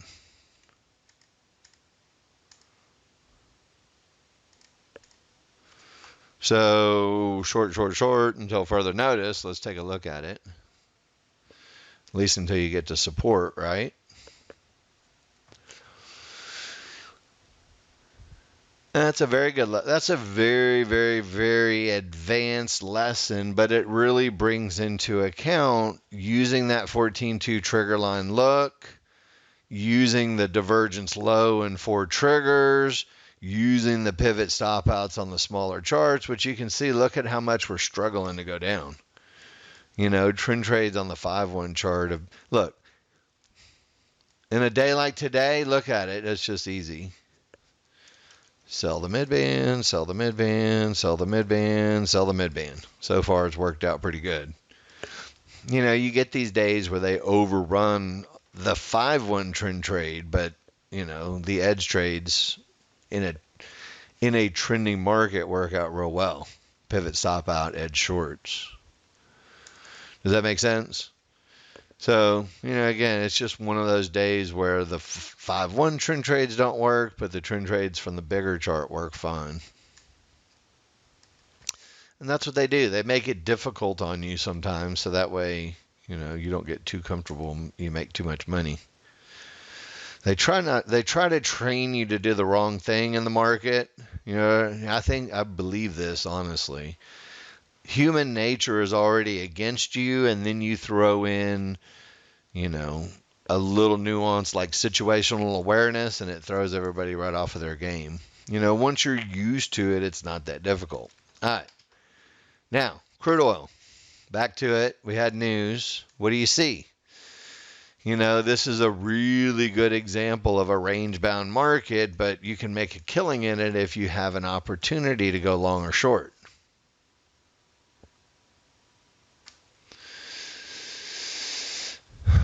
Ali, let me see what you did. I appreciate you posting a picture. This was gold and a little bit messy and not spread out, but I can see it. Trend trade long with everything going up, breaking through, trend trade long, and you made a bunch of money. All right, nice job. Ali's been doing trend trades for a long time, so it does not surprise me to see Ali doing more trend trades. All right. We hit fibs, no 4 triggers passed. We're not going long anymore.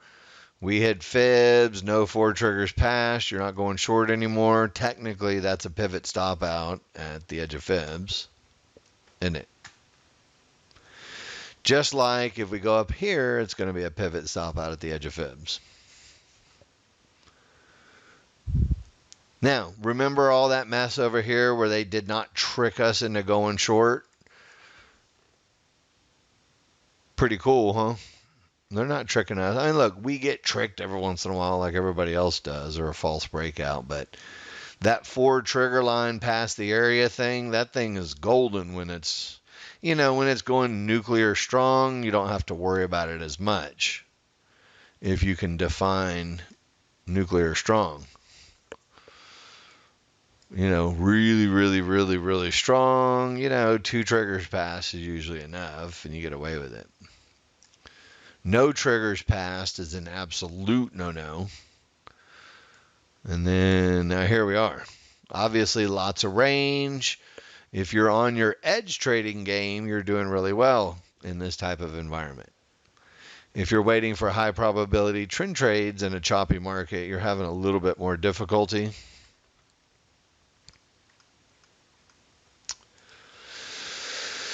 All right, questions, comments, concerns, things you guys want to go through. Obviously, hitting fib support. Do we have a solid enough trigger line configuration to look for long trades? Yay or nay? Yes is the answer. Short, quick answer. Again, it's not perfect, but it's, it's not bad. All right, Ed, have a good one. So again, where would our trade come from? It would come from right here if we get it. And again, now look, when we go back to our smaller charts, again, look, entries are made from a smaller chart. Probably too fast up here at the top. But again, look, does it fit a pivot stop out at the edge of fibs? Pretty close, doesn't it? I mean, really close. The other one is, did you try to do a short trade right there, attempting to get down to the rest of that? Again, some people wait 5 minutes for the news to shake out. Some people don't. If you did, I could see some people trying to go short right there as a trend trade short, trying to make it down to the fibs. Didn't make it. And then they made it just to make you mad. Right? And then once you have fibs hit, you really don't go short, right? You're not going short at all once fibs are hit. And then now they're making it difficult again to go long because why? Because they can in a choppy zone. Again, look, you have to adjust a little bit and say, look, trend trades in the middle haven't been as advantageous, right? So trade the edges.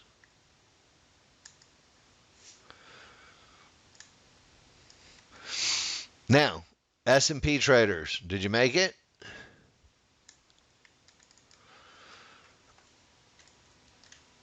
You made it down to fibs, didn't you? Ali, I'm assuming you're going to have an S&P short for me, knowing you. Ali, S&P short with an add-on. All right. And out at support. Nicely done, Ali. Again, for the 14th year in a row. You've had software for 14 years. Everything changes a little bit, doesn't it? High probability trend trades. Sometimes you have to wait a while for all the 14-2 chart to, look, when the 14-2 chart gets easy for trend trades, it's easy for trend trades. When the 14-2 chart does not present an easy look, it becomes very difficult, doesn't it? Trend trades are much more difficult when the chart is choppy. You're long on crude at 16. I'm not against that look. I would imagine that, a long trade would be more probable. Coming off of support, and again, you don't have a triple trigger going up, but, it's just like barely breakout. And, the other thing which we almost never talk about, but Jerry Yu, he's a trader, is when the triggers are pinched up and really thin and sideways in between two fibs. Milby, you watched this scenario in that trigger line video I gave you from 3 or 4 years ago, didn't I? There's an old trigger line video on our YouTube. Anyway, this video actually has this scenario in it where you have both support and resistance at the same time, and the synthetic triggers are directly in the middle of both of them, and it really just creates a little bit of chop. Milby, did you see that in that video? It's like this is supposed to hold, this is supposed to hold, this is supposed to hold, this is supposed to hold, and we've got some work to do to get a breakout. which is fine. Again, the idea is wait for the easy trades. This is why people trade multiple markets. Somebody just had, who was it, had the long in gold. Can you see him? I forgot whose chart it was, but they were doing long trades in gold. See how simple that look is? Easy trend, easy look, easy everything on the chart. It was trending down really easily this morning, and then they put in a bottom. The triggers changed, and we've gone up ever since. Now, this is a real good example of our trigger line changes. Look, let me show it to you guys here. I'm going to slow it down just a little bit. Watch.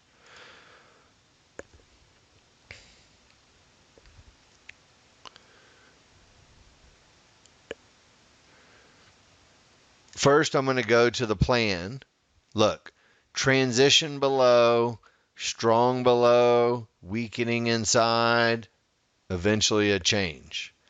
Strong above, weakening inside. So look, I want you to see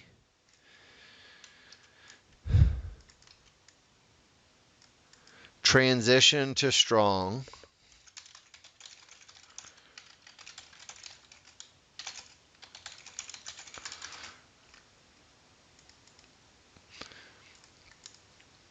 You guys see what I'm talking about? So transition to strong down triggers.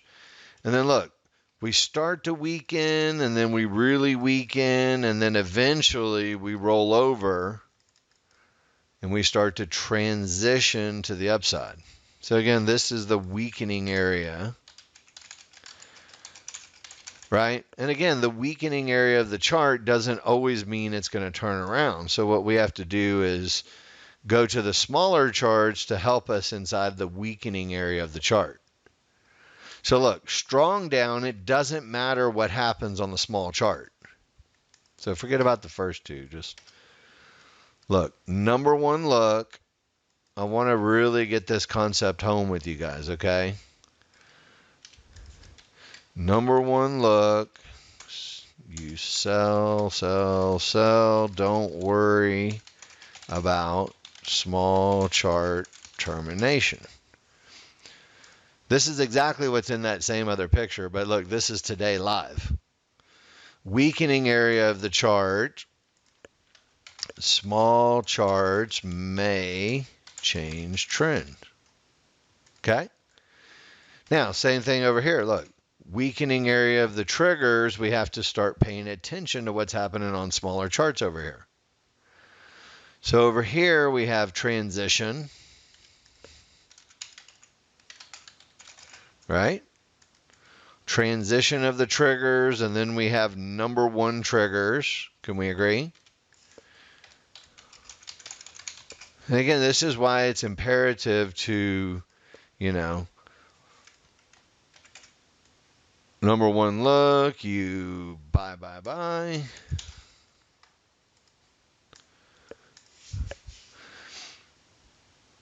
Everybody agree with this?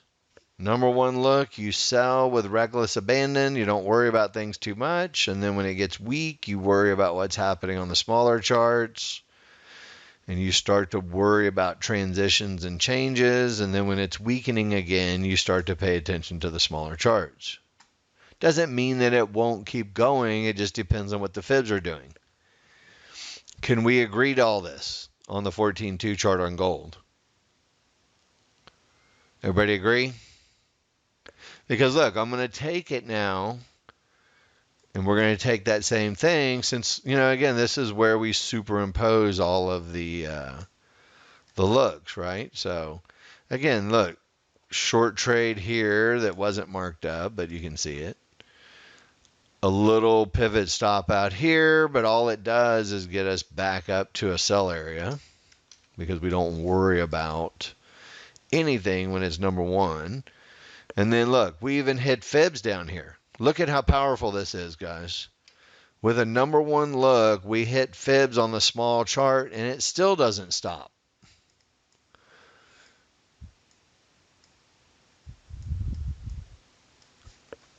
You see that?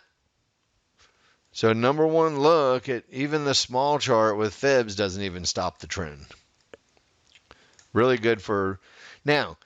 As we get down to here, again, we were weakening, but man, it sure would have been nicer to hit support. I mean, had we have hit support, it would have been much better, but we didn't. So anyway, weakening, and then one more short trade maybe from fibs, but the background color is green. If you're short and the background color is green, what happens? If you get divergence, it'll change the trend on you, won't it? Everybody knows this from experience now. You'll have seen it enough times that when you have weak triggers and you have trend change in the triggers and it goes green, and then you have divergences, it starts going up. And again, look, this is a pivot stop out at the edge of fibs. If you bought inside the fib area here, you had an opportunity to make money. And then again, look, I want you to see where we wrote number one look, you buy and don't worry about the small chart termination. Because some people are going to go, oh, there's a red fib there. It doesn't freaking matter. You're going to go long and you're going to go long again. And then now that we're weakening, we have to pay more attention to termination conditions. So we're now at fibs and divergences and all kinds of mess. You're probably not going long anymore. Does that make sense?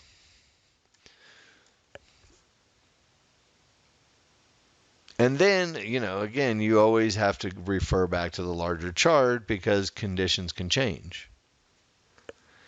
But again, when you start looking at it, you're like, okay, what should I have done? I should have had 1, 2, maybe 3 shorts, and then at least 2 long trades over here on gold. So you should have had at least 4 or 5 trades since 10 o'clock this morning.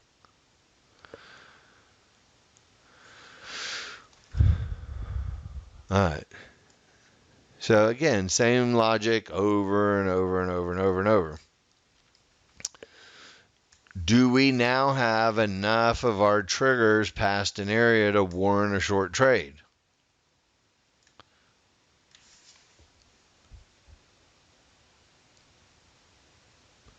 We're in a strong downtrending market and you have 4 triggers down and you have a number one look. Is that strong enough to take a short? It's got to be yes or no. You got to know what to do. All right, cool.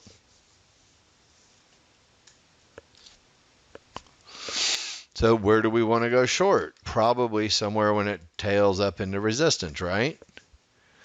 So we look at our small chart. Let's go look at it. And we have somewhere between 85 and 91 is kind of the window. Here, I'll just get rid of that. Agreed?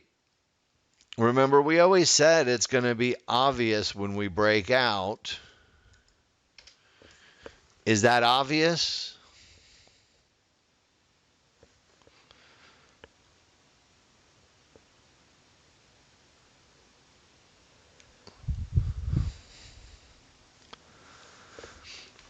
Now, is it strong enough to leave a bigger stop in, or what should we do here?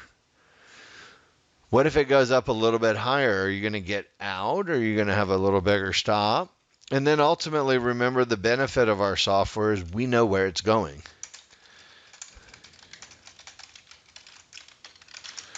Doesn't always make it, but usually it does.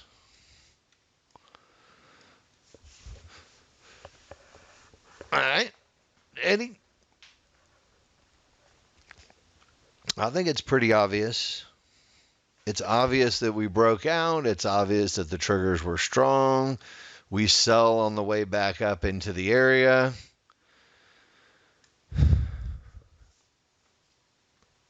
Again, look, if we get a double divergence pivot stop out and it starts going up, we'll probably get to a little pivot stop out up here. If it keeps going, then it's going to keep going. S&P looks like it was going to keep going. There's a lot of trades out there, guys, to do. And again, look, it's not my job to chase down your trades for you. Look, is it strong enough on the S&P now to warrant a short trade that Ali did or one more short trade that somebody's doing right now? I think the answer is yes. You guys are probably short from what, 69? I did say that, didn't I, Eddie? So again, nice S&P shorts.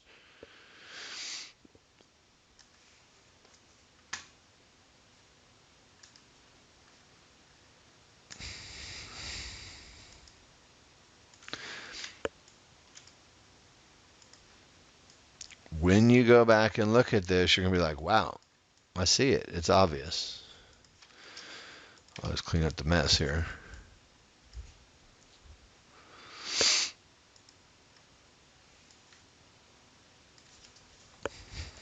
Now, I still am a firm believer in 20 and 30 tick profit targets. Because sometimes people get real greedy and they're like, I'm going to hold on for 70 ticks. And again, look, while sometimes you get that many ticks, the objective, and people get greedy as heck because they think they're going to always get $700 trades. Look, you need two 20-tick trades to reach your objective. That would be like a baseball team saying we're going to only win a game if we hit a home run every time. If you take 20 ticks and you do it 2 or 3 or 4 or 5 or 8 times a day, you're going to end up making more money than if you're swinging for the fences every time. Consistency, look, think about how much money you're risking. And I'm not saying that there aren't times where you can hold for more, but we'll use this example. Look, Eddie, you were short at 82, or Alec, you said 82. Sylvan, you're short at 86. So either way, look, you guys are short inside of this area. Once you make the pivot, you only have pennies risk on the dollar. And you guys had the opportunity, all of you, to make $200 on your trade. And again, when you have two divergences, sometimes they will run back up and they're just going to take out the high. So they could potentially get back up to like 91, where, you can end up selling again and making $200 2 or 3 times. Now, there are certain situations where people say, look, it's worth it for me with the strength of the market to just leave my stop out of the way and just allow this thing to marinate and just go all the way down.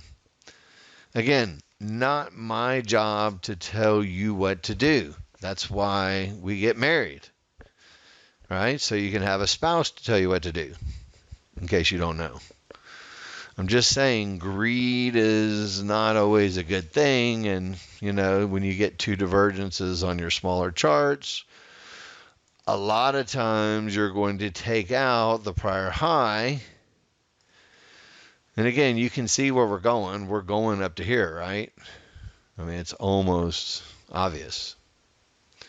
And if you didn't take your money, then you're like, oh man, I wish I had my money. And then you're not going to get it because it's going to go up here and you're going to end up losing. And then you're going to do something really crazy. You're going to go, well, I'll just put my stop way over here so I don't lose. And then they're going to break out. Because that's human nature. Well, I'll never lose if I just put it above here. Well, that's not true. They could break that area right there too. So the market will train you to do crazy things. Now, again, if you're trailing behind pivots, your new stop is this, which is about a break even for you. Would you rather have 20 ticks or break even?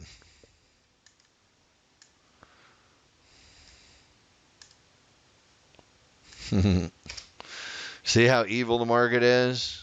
It'll make you think you're going to get $1,000 out of it. And again, look, I think it's going to be a great idea to sell again up here if we get up there.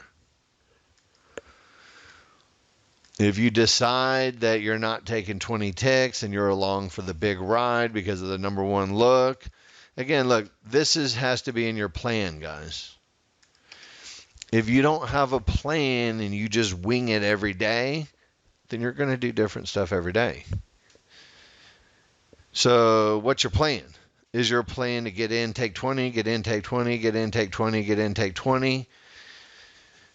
Is your plan to hang on for home runs? Under what circumstances do you hold on for home runs? How much do you risk? Where do you put your stop? When do you trail your stop? These are all things that are called a trading plan. Somebody sent to me the other day a trading plan that was no plan at all. It was literally 2 sentences. And I was like, you can't have a trading plan that only has 2 sentences. Because you have to account. If it's a number 1 look, I'm going to trail my stops like this. If it's a strong trending day in a number 1 look, I'm going to trail my stops like that. If it's a choppier day on the S&P, I'm going to stop doing trend trades on the 5-1 chart and look for edge trades.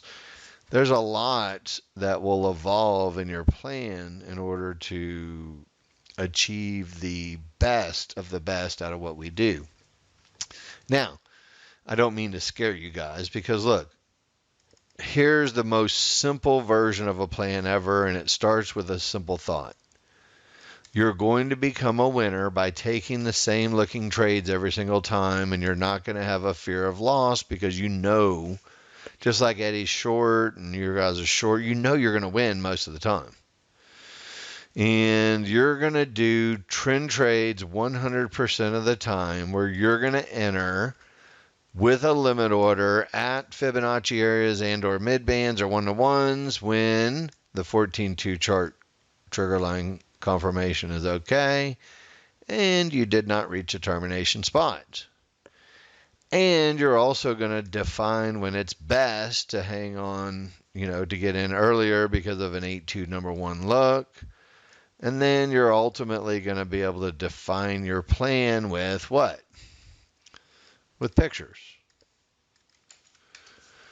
You're going to be able to say that this is the picture that no matter what happens, when it happens, where it happens, or what market it happens on, I will do a trade no matter what, come hell or high water. When you have that in your head that no matter what happens, you will do that trade. Just like the S&P short. Look at it now. Obvious now after the fact that it's an easy trade short from 69, right? But if you're not prepared for it or you have some other reason why you're not, you're going to be scared of that trade. They are killing the markets today, aren't they? Which is good. I mean, look, not good for your 401k, but if you're day trading short S&Ps, it's a really good idea, right? Not good for your 401k, but it's really good for your day trading. Now, those of you guys who said it's number 1 look, I'm going to hang on for more. Right? How much did you take? Kurt, you usually trade 2 contracts and take 18 on the first one and then let the second one run. All right, cool.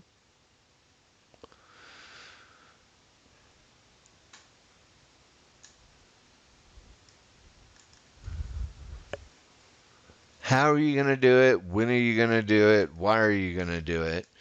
And if it's a number 1 look, are you going to let the little chart scare you out or you're not going to let the little chart scare you out? Are you going to take 20 and then re-enter? Or are you going to take 20 and then just be done with it?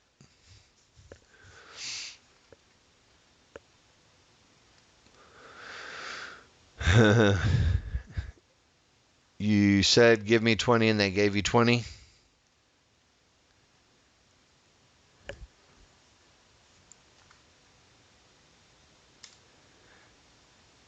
All right, Ali, let's see what you got. What is that, gold? 1 more long off of support up to resistance. Nice job.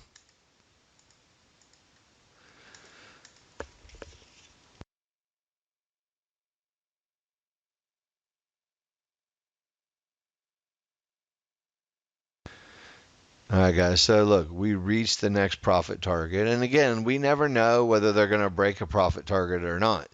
It's a really great idea to go short on the way down, right? Sell high, buy low, and now we have to evaluate how many triggers get past the fib. Would you agree that we are in a weakened trigger line configuration here? Yes or no? If it's number one, you're going to keep going short. If it's weakened, meaning the small triggers are inside the other triggers, then you really need to see 4 triggers past the area. Because usually that's a look that will cause a bigger bounce. So again, look, here's what it looks like on the small chart. Definitive break, and then now we've made the target. And again, look, now we're weakened. So let me write that out. 14.2 triggers are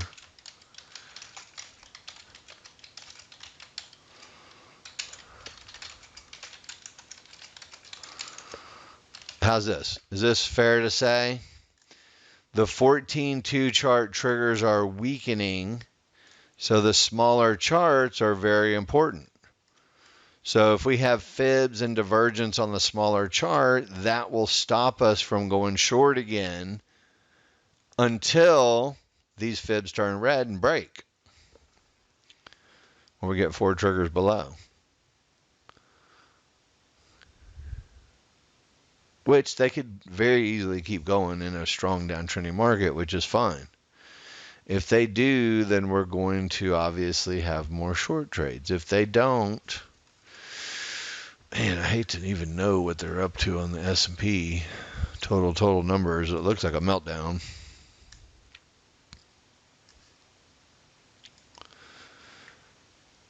Hey, they are killing this thing, aren't they?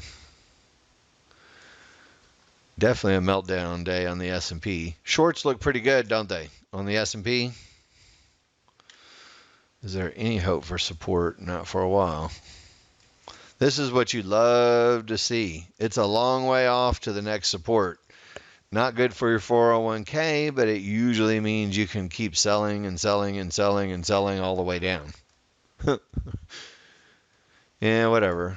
It doesn't matter. It's always gone up and it's gone down, and they've always made excuses for why it's going to happen. It doesn't really matter to us.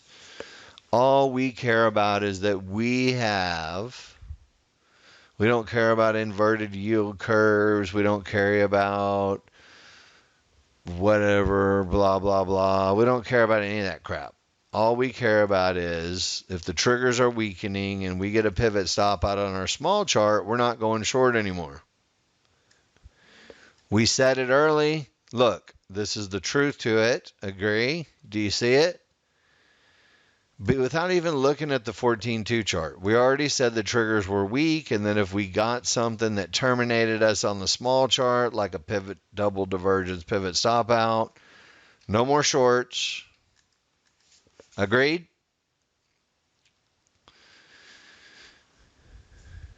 Easy to see after the fact. Obviously, we talk about it beforehand so you can see it. But look, fibs, weakening triggers, the small charts are going to play.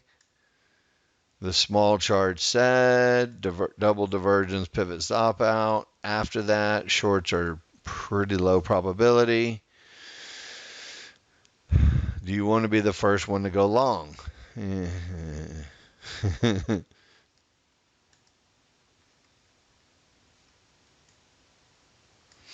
In a strong trending market, we don't want to be the first ones to go long, do we? We can stop going short all day long, but you don't necessarily have to go long. Let me show you in the plan what it's going to look like when you're done. It's going to look like this. You're going to have weak triggers that the fibs on the small chart are going to make it go up higher. This is very much like what we have now. And then ultimately, if and when you break the fibs, so you can either sell from a higher area if you get it, or when and if you break the fibs that caused, or double divergence that caused trouble, when it's broken, then you can continue. Does everybody understand that? Very definitive, very well defined, which means until we take this out, we're not going to take this out. So we need to see what happens. We're going to need to see some definitive breaking of the lows. And then we'll go in and we'll do more short trades. And then if that happens, then we'll go in and we'll say, where's our next fib target? And 53.93 is our next fib target. So we're prepared, right? We know what we need to see in order to have a good, solid breakout, right? It's going to look just like this, guys, over here, by the way. This is a good, solid breakout. If we get one over here, it's going to look the same. It's going to have red fibs and lots of triggers going down, and everybody's going to agree that it's going to look really easy. All right, Ali. Crude oil, all right, so you kind of took the termination condition as a counter trend trade to go long. Again, my opinion of this trade, I mean, obviously it's the right rules, Ali, but wrong day during super strong trend down to do counter trend trades. You got away with it, but that's just because it's awesome, but it's really a lot more dangerous than a day like today. Super strong trending days, I prefer people not do counter trend trades. Again, you've had software for 15 years, so I'm not telling you what to do. For the mere mortals, usually not the case. How's that? After you've had software for 10 years, you feel free to break all the rules you want or rewrite your own rules. Yeah, you took it for a small profit. I understand that. Now, do you guys understand what he did? He took the termination condition because the triggers were weak and made a little money to the long side, which, again, is a very assertive type of trade. But, you know, after you've had 12 winners, I guess you can do a little more assertive trading.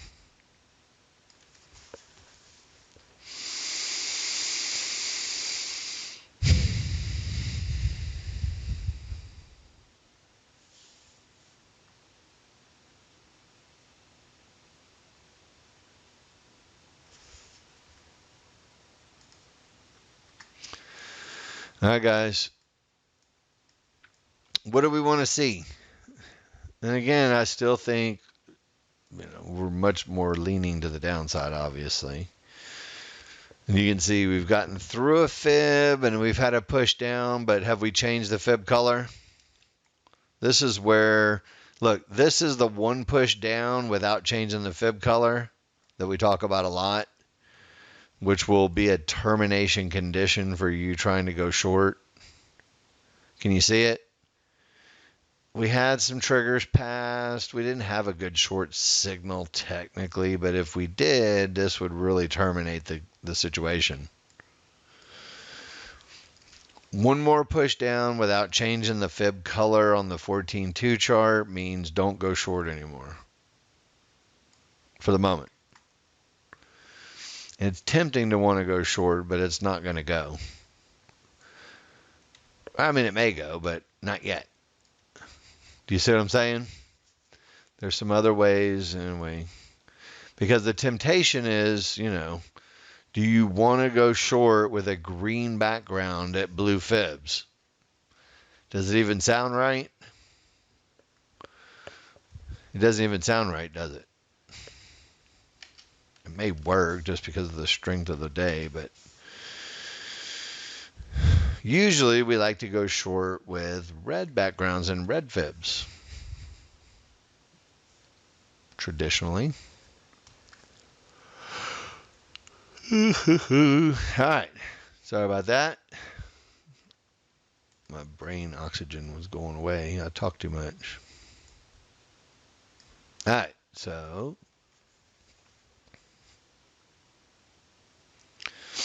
I will protect you from you by only showing you the 14-2 chart. You will know when it's okay to go short again because 54.39 will be a red line. and then you will have easy times. Fair enough? If you're already short, hoping that it breaks, I'm cool with that too. I know what my market flow traders are doing. You guys are short at 44, right? Market flow traders.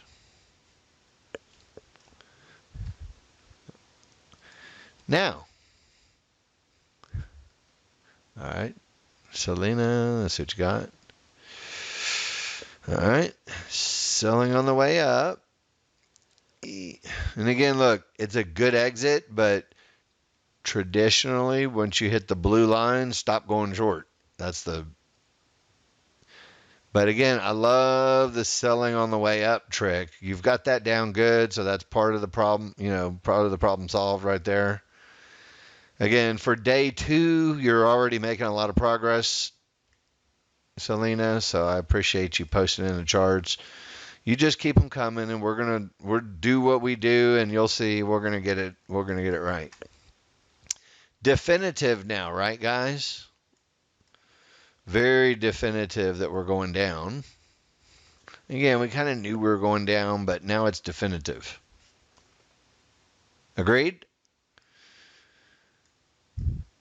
Very definitive on the charts that we're going to go take one more shot. When we look at our small chart, the last spot to do it from is right here. This is our do or die spot, so to speak, right there between 32 and call it 37. Agreed?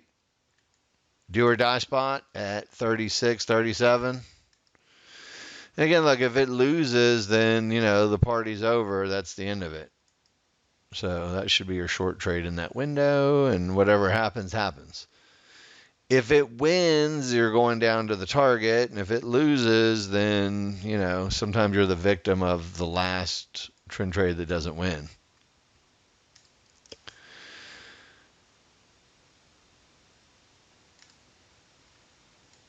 So look, it'll look like this. One way or the other, it's going to be, again, that's probably the best spot possible. This is what they call, well, shoot, now look at that. Conditions are changing. They do that sometimes at the top or the bottom. And again, you have to kind of say to yourself, should you bail out of your trade when the conditions change? And the answer is usually yes. I didn't do it right there, but usually you're going to get an opportunity to have a lesser loss than a full loss, usually. And a lot of people say, look, I'm going to stay in anyway, but again, look, does everybody understand conceptually graceful exit when the conditions change against you? Some people will stay in and say, hey, look, come take my money, I dare you. Some people will get out and say, hey, I'd rather be out of a position. Again, whether you get out or you stay in, it's all going to be predicated on what the larger chart says, usually. So again, look, I like opting out for a break even or give or take somewhere in that neighborhood. And the reason why is because there's too many opportunities for us that win that, look, if you go short, again, this is one that may go back up or may go back down. Probably still go back down, but larger charts suggest pullback. Yeah, let me put up all 3 charts. The color change starts with the 8-2 chart. So while you start off, and again, look, this is really a good lesson for you guys. While you start off with, dreams of making another $1,000 short, right? While you start off with that dream, the dream gets dashed by, things turning. It could still go down, but, a lot of times when you're in a breakout of a fib situation. We had this same situation this morning. I want you guys to think about this for a second. And again, still could go down. But a lot of times when you have a breakout of a fib, do you guys see what I'm saying up here on the top? On breakouts of fibs, the smaller charts kind of terminate the condition first. You'll see the fake breakout on the small charts first. And, whether you take it or you don't take it, or you say, I dare you to come get my money, again, sometimes you have to have a little bit of situational awareness. If you take a break even on a fake breakout, it's not going to hurt you. You know what I mean? It doesn't hurt you. If you say, I'm going to, jump off a 15-story building, if it goes all the way up or down without me and I can't stand it, then, stay in by all means. So again, can you say definitively that we're going down looking at your chart here? Looking at your triggers and do you see the weakness over here in your triggers? It's not just weak, but it's like really, really, really weak. Oops, sorry. That was not what I meant to do.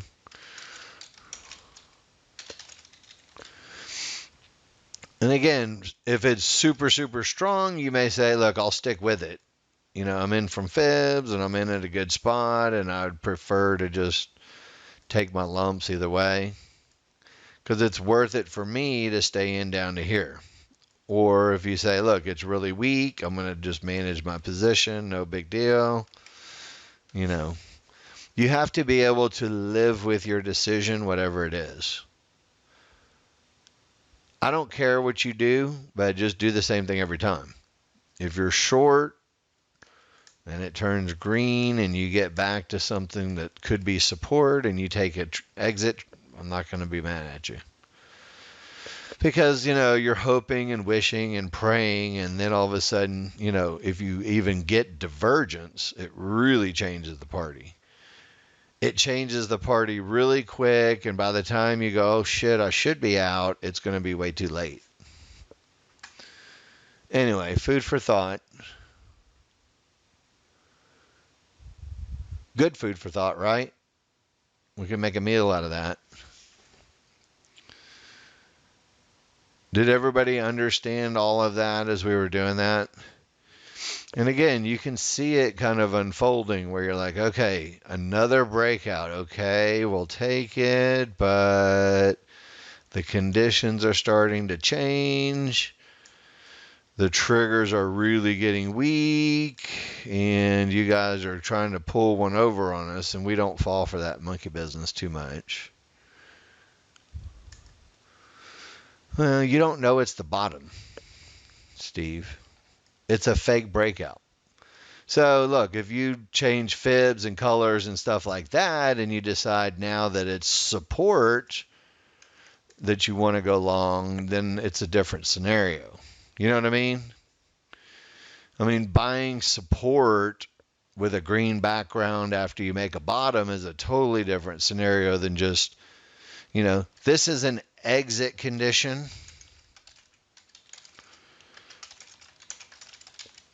Right? Don't confuse an exit condition with a long trade. This is a long trade rules. Green background, blue fibs, triggers going up, mid-band, right, Steve? So again, gamblers try to go long at the exit condition. Traders who are high probability traders go long when trend trade rules are met. Just saying.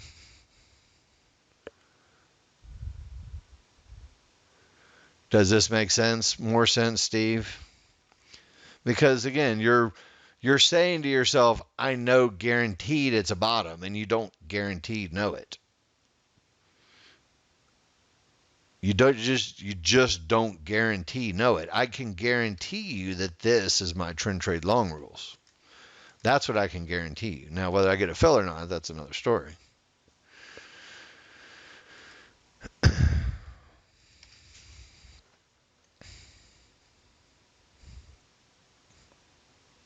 Does everybody understand this? Again, when to manage, when to be assertive and be the when to go long.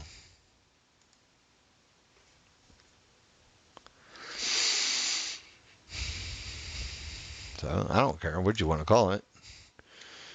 It would be a transition trade, sure. Now, usually when you hit the mid-band, that transition trade ends. Usually, I mean, this is a the market is really good about this sometimes, and again, don't think of the mid-band as the ultimate stopping spot here. A lot of times when they fake breakout and all your triggers turn with quite a strong pinch like this, I mean, look, one of two things is going to happen. You're either going to go long here and you're going to get all of this, or the mid-band's going to terminate your fun. If we had not yet hit the mid-band, this long trade would be much better on the smaller charts. Does that make sense? So this long trade would be better had we not already hit a target, which the mid-band is your first target for long trades. Do you guys understand that? Give me a little Y in the room if you understand it. Coming off of resistance like a mid-band is not necessarily the best for going long again. Still, it's not bad. So, again, do you want to do it or not? A lot of times when you get a fake breakout and you get a trend change and a termination and a condition rollover, a lot of times you'll pull back to those very same fibs. And look, this is the bigger projection. Fake breakout. So we're going to come back down and retest the fibs. And then ultimately we're going to go up to 54.91. So that's the bigger picture projection. Had we not have hit the mid-band already, this would have been a lot better trade.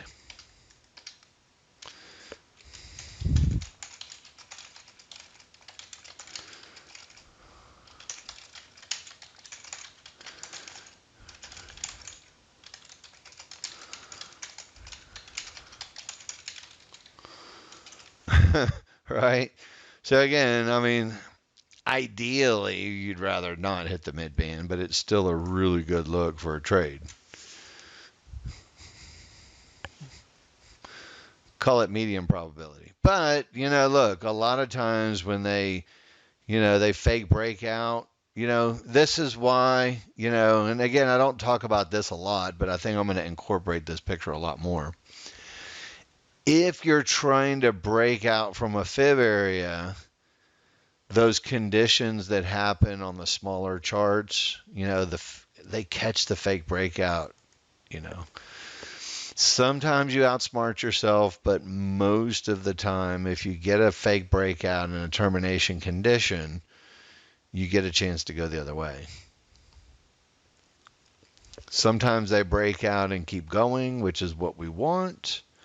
If the conditions change, we manage just like we just did. I think this has been good lessons. What do you guys think? Definitely good lessons on the day. A lot of lessons. So again, do you want to take a trend trade long from 52 blue lines with all the triggers going up and the background color green? I mean, I know we have one little mid-band here against us, but that's about the only thing. So everything else on the planet is really supporting our trade ideas here, right? Wouldn't you agree to that? I mean, everything is pretty much agreeing that we should be doing this long trade. So there's one thing against us and there's 14 things for us. I know where the market flow is at too. We might not even make it. So look, actually, if you add in the market flow, there's 22 things that are for us, which we won't go into today, but my market flow traders know already. Well, my order's there. One little thing that says we're going down and 15 things that say we're going up. Probably going up, right? Now, I don't want to necessarily do it from the mid band because I'd like to have a deeper pullback, and really get the meat of the area. If it goes from the mid band without me, then so be it. Mike M., I did record today's lessons. So everything that we've discussed and gone through, which I thought we did in great detail, there's a lot of really good stuff in there today. I've got it all recorded, so you can go back and rewatch it. Look, people have to work, people can't pay attention, people are trading, it's okay. The videos cover everything on the planet. And then, some of these live classroom videos fill in the gaps from, theory to real world practice. And when you go from theory to real world practice, then, again, that's where the rubber meets the road. Look, we kind of had the same thing in the S&P. We had a change in condition, and look what happened. We ran up to the mid-band. And again, the mid-band in a strong trending market, look at it. Look on the S&P. 1, 2, 3, 4 hits. This is the 5th hit of the mid-band. The mid-band in a strong trending market is a formidable thing to mess with, especially when no trigger lines break above it. And again, this is what's going to cause us difficulty on our long trade that I was telling you about. Can you see it? Mid-band and no 4 triggers breaking through. It makes this one a little less likely to win. Again, I would still put it in the medium probability, but not the highest probability range. Do you guys understand that? And again, pivot stop outs at the mid bands. It's like, warning, warning, warning, warning. Are you sure you want to do it? Do you do medium probability trades in your plan?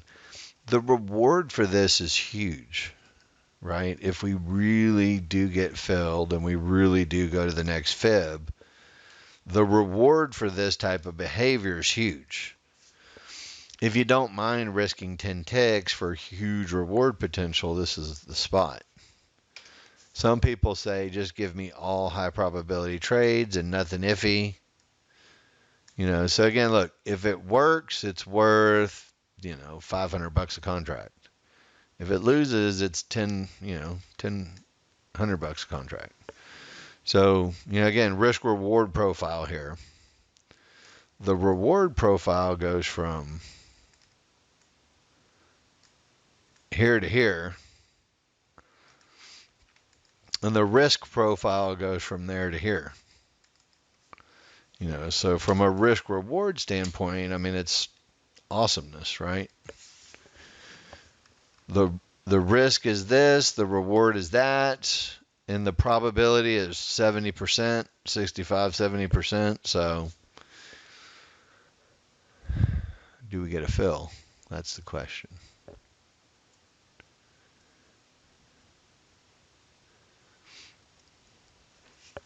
Does everybody understand the only down thing? Again, like you have to study this enough to know, but is the mid band going to cause us enough trouble that we won't win our trade? There's an easy way to tell, guys. And we went through this nuance the other day, but there's an easy way to tell if the mid band's going to ruin your trade. How likely on a couple more bars up?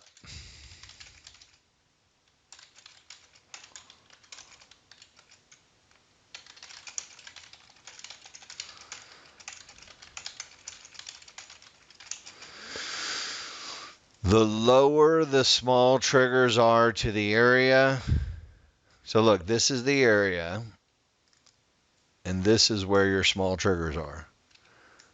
Are we going to break the midband or not? Yes or no, based on location of our triggers. It's still 50-50. No, I mean, I have one, but I don't look at it because it biases me. So again, do you guys see if the small triggers were already at the mid-band, then we would do this trade high probability. Because because we're coming off of the mid-band, again, this is where, we potentially run into a little bit more trouble. Anyway, we made our bed. We're lying in it. We'll see what happens.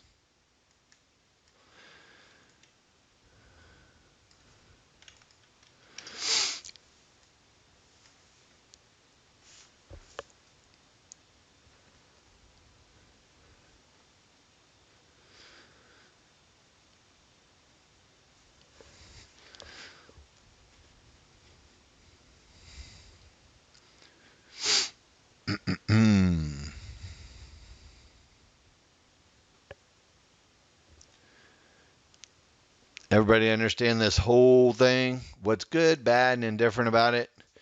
I mean, the good is that all the charts look pretty good. The bad is that, coming off of the mid band on the big chart.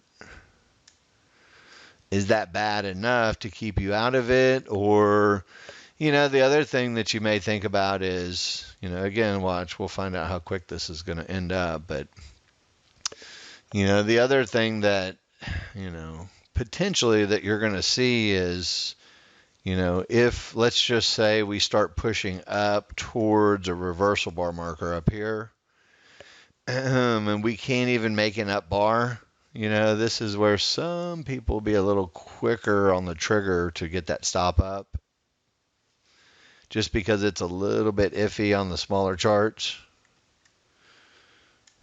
or the larger chart.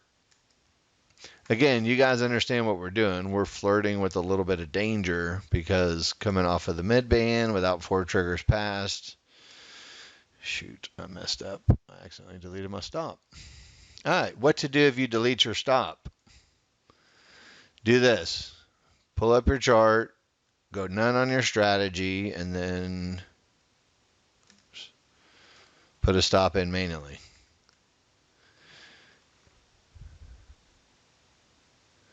And again, look, I'm doing this on sim, of course, but do you see what I'm saying?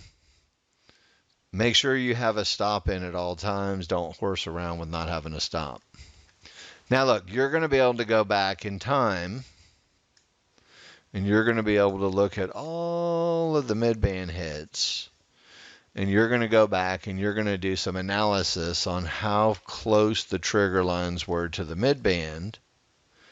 And then you're going to say, how likely am I to win this trade right here when the triggers are that far off of the mid-band in a downtrending market? And you're going to come up with an answer on whether you should do those medium probability trades. Remember I said the same thing happened on the S&P? The conditions on the small charts all said that we're going up, and the mid-band on the big chart said we're going down. Who wins in the big trend in the big scheme of things?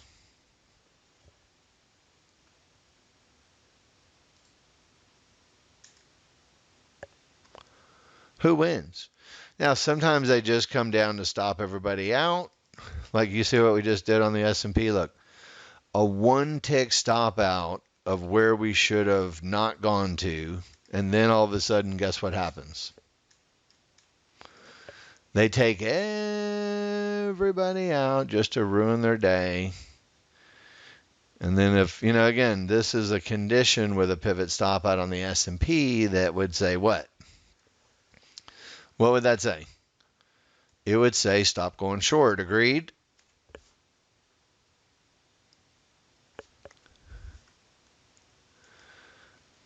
All right. So, Ali, you were going long when the conditions changed to get up to the mid-band, and then you went short off of the mid-band, which obviously worked out a little bit better. Congratulations. So, very, very similar to what we were discussing. The exiting of short trades, you decided to go long. And the mid band, which is going to cause a lot of trouble, you opted to go short on a retest when the triggers were lower, and you made some money both ways. Congratulations.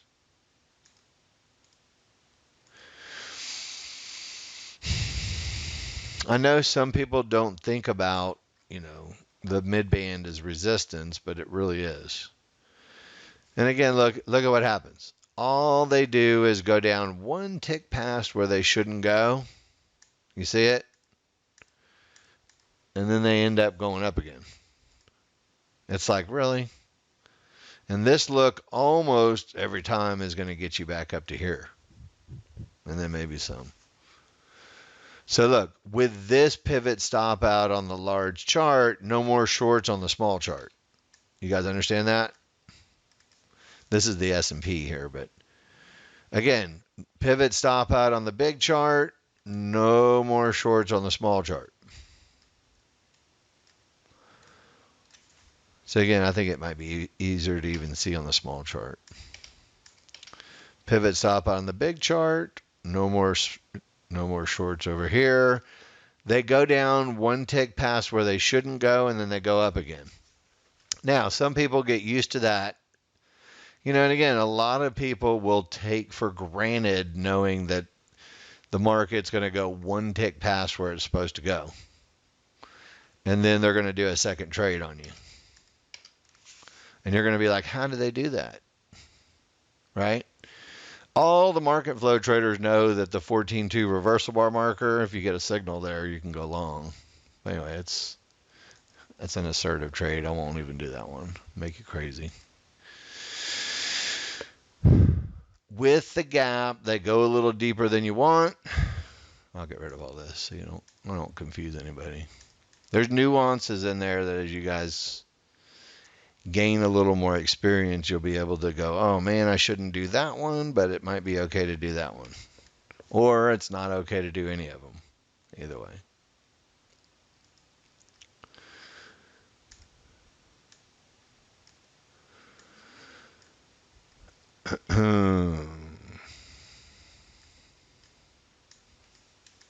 All right, questions, comments, concerns. I know we're about at the end of the day here, so again, I want to make sure that any other questions you guys have get answered, and anything that you want to go through get answered.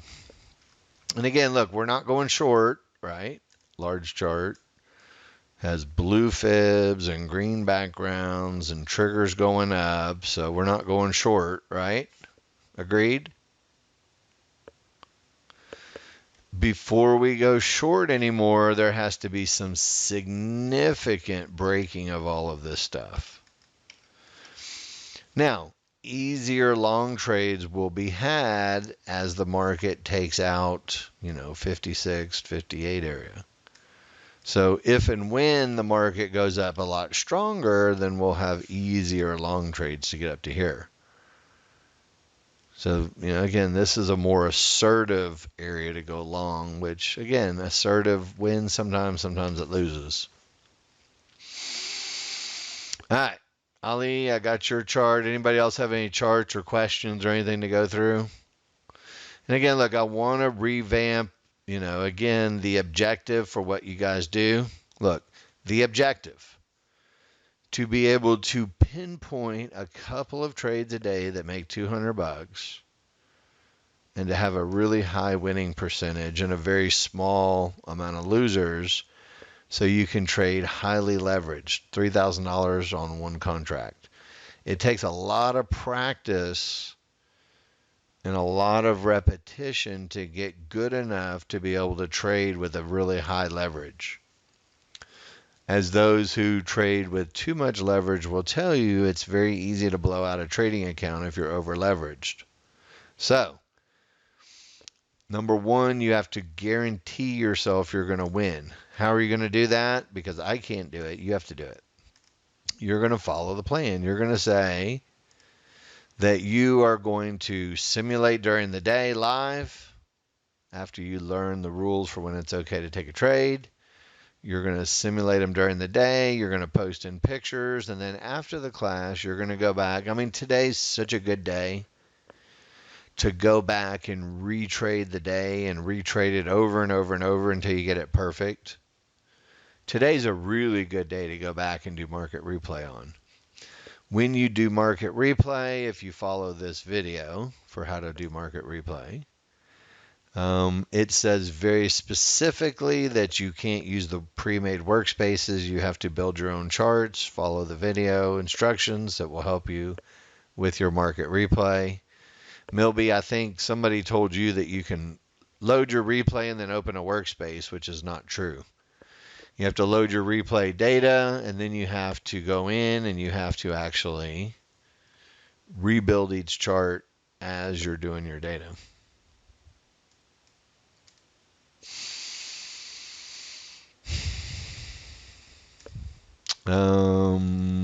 Also, track your trades. How much did you do during the day? How much did you do on your replay of the same day? Did you have any, really good pictures? I mean, look, we had some really good pictures in here today. Hold on, watch out. I'm going to put this one on this thing.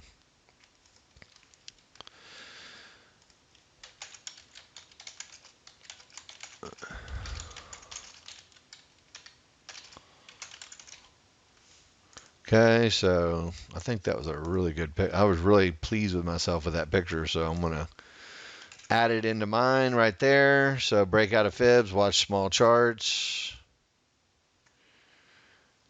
So termination condition, trend ender on the 5-1 with a breakout. I like that chart. I did all that work to build the chart. I might as well get some credit for it and put it on. Let's see if there's anything else that we needed. That's a little excessive. All right. Very good. So look, track your trades, replay the day.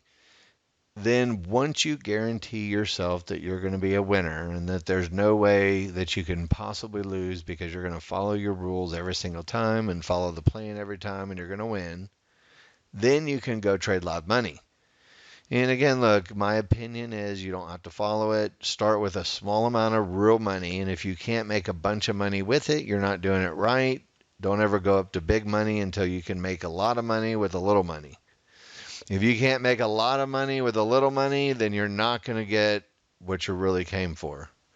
So whether it takes you 1 month, 3 months, 6 months, or 12 months to get off of, the month one, once you get it, nobody can ever take it away from you. So don't worry about how long it takes you. Just worry about the process. Okay?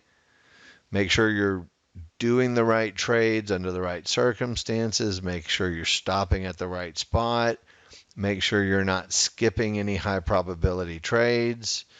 And, again, just be very patient with it. It's, this is a long-term marathon, and you're going to get better and better as the years go by. So, again, the objective is start making money in about 6 months, within 6 months.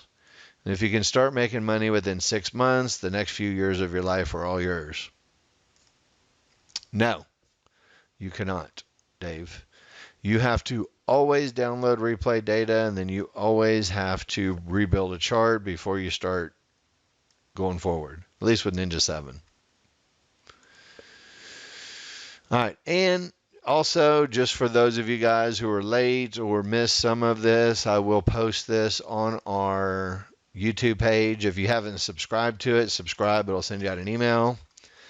But I'm going to put these live educational recordings down here. I'm going to do at least a week's worth nice and slow, so we have a whole week's worth of arsenal in here that you can work with. It's really useful for those that can't join the live class all day long. All right. Unless you guys have something else, I'm done for the day. So I appreciate you guys being here, and we'll do it again tomorrow. Same bat time, same bat channel.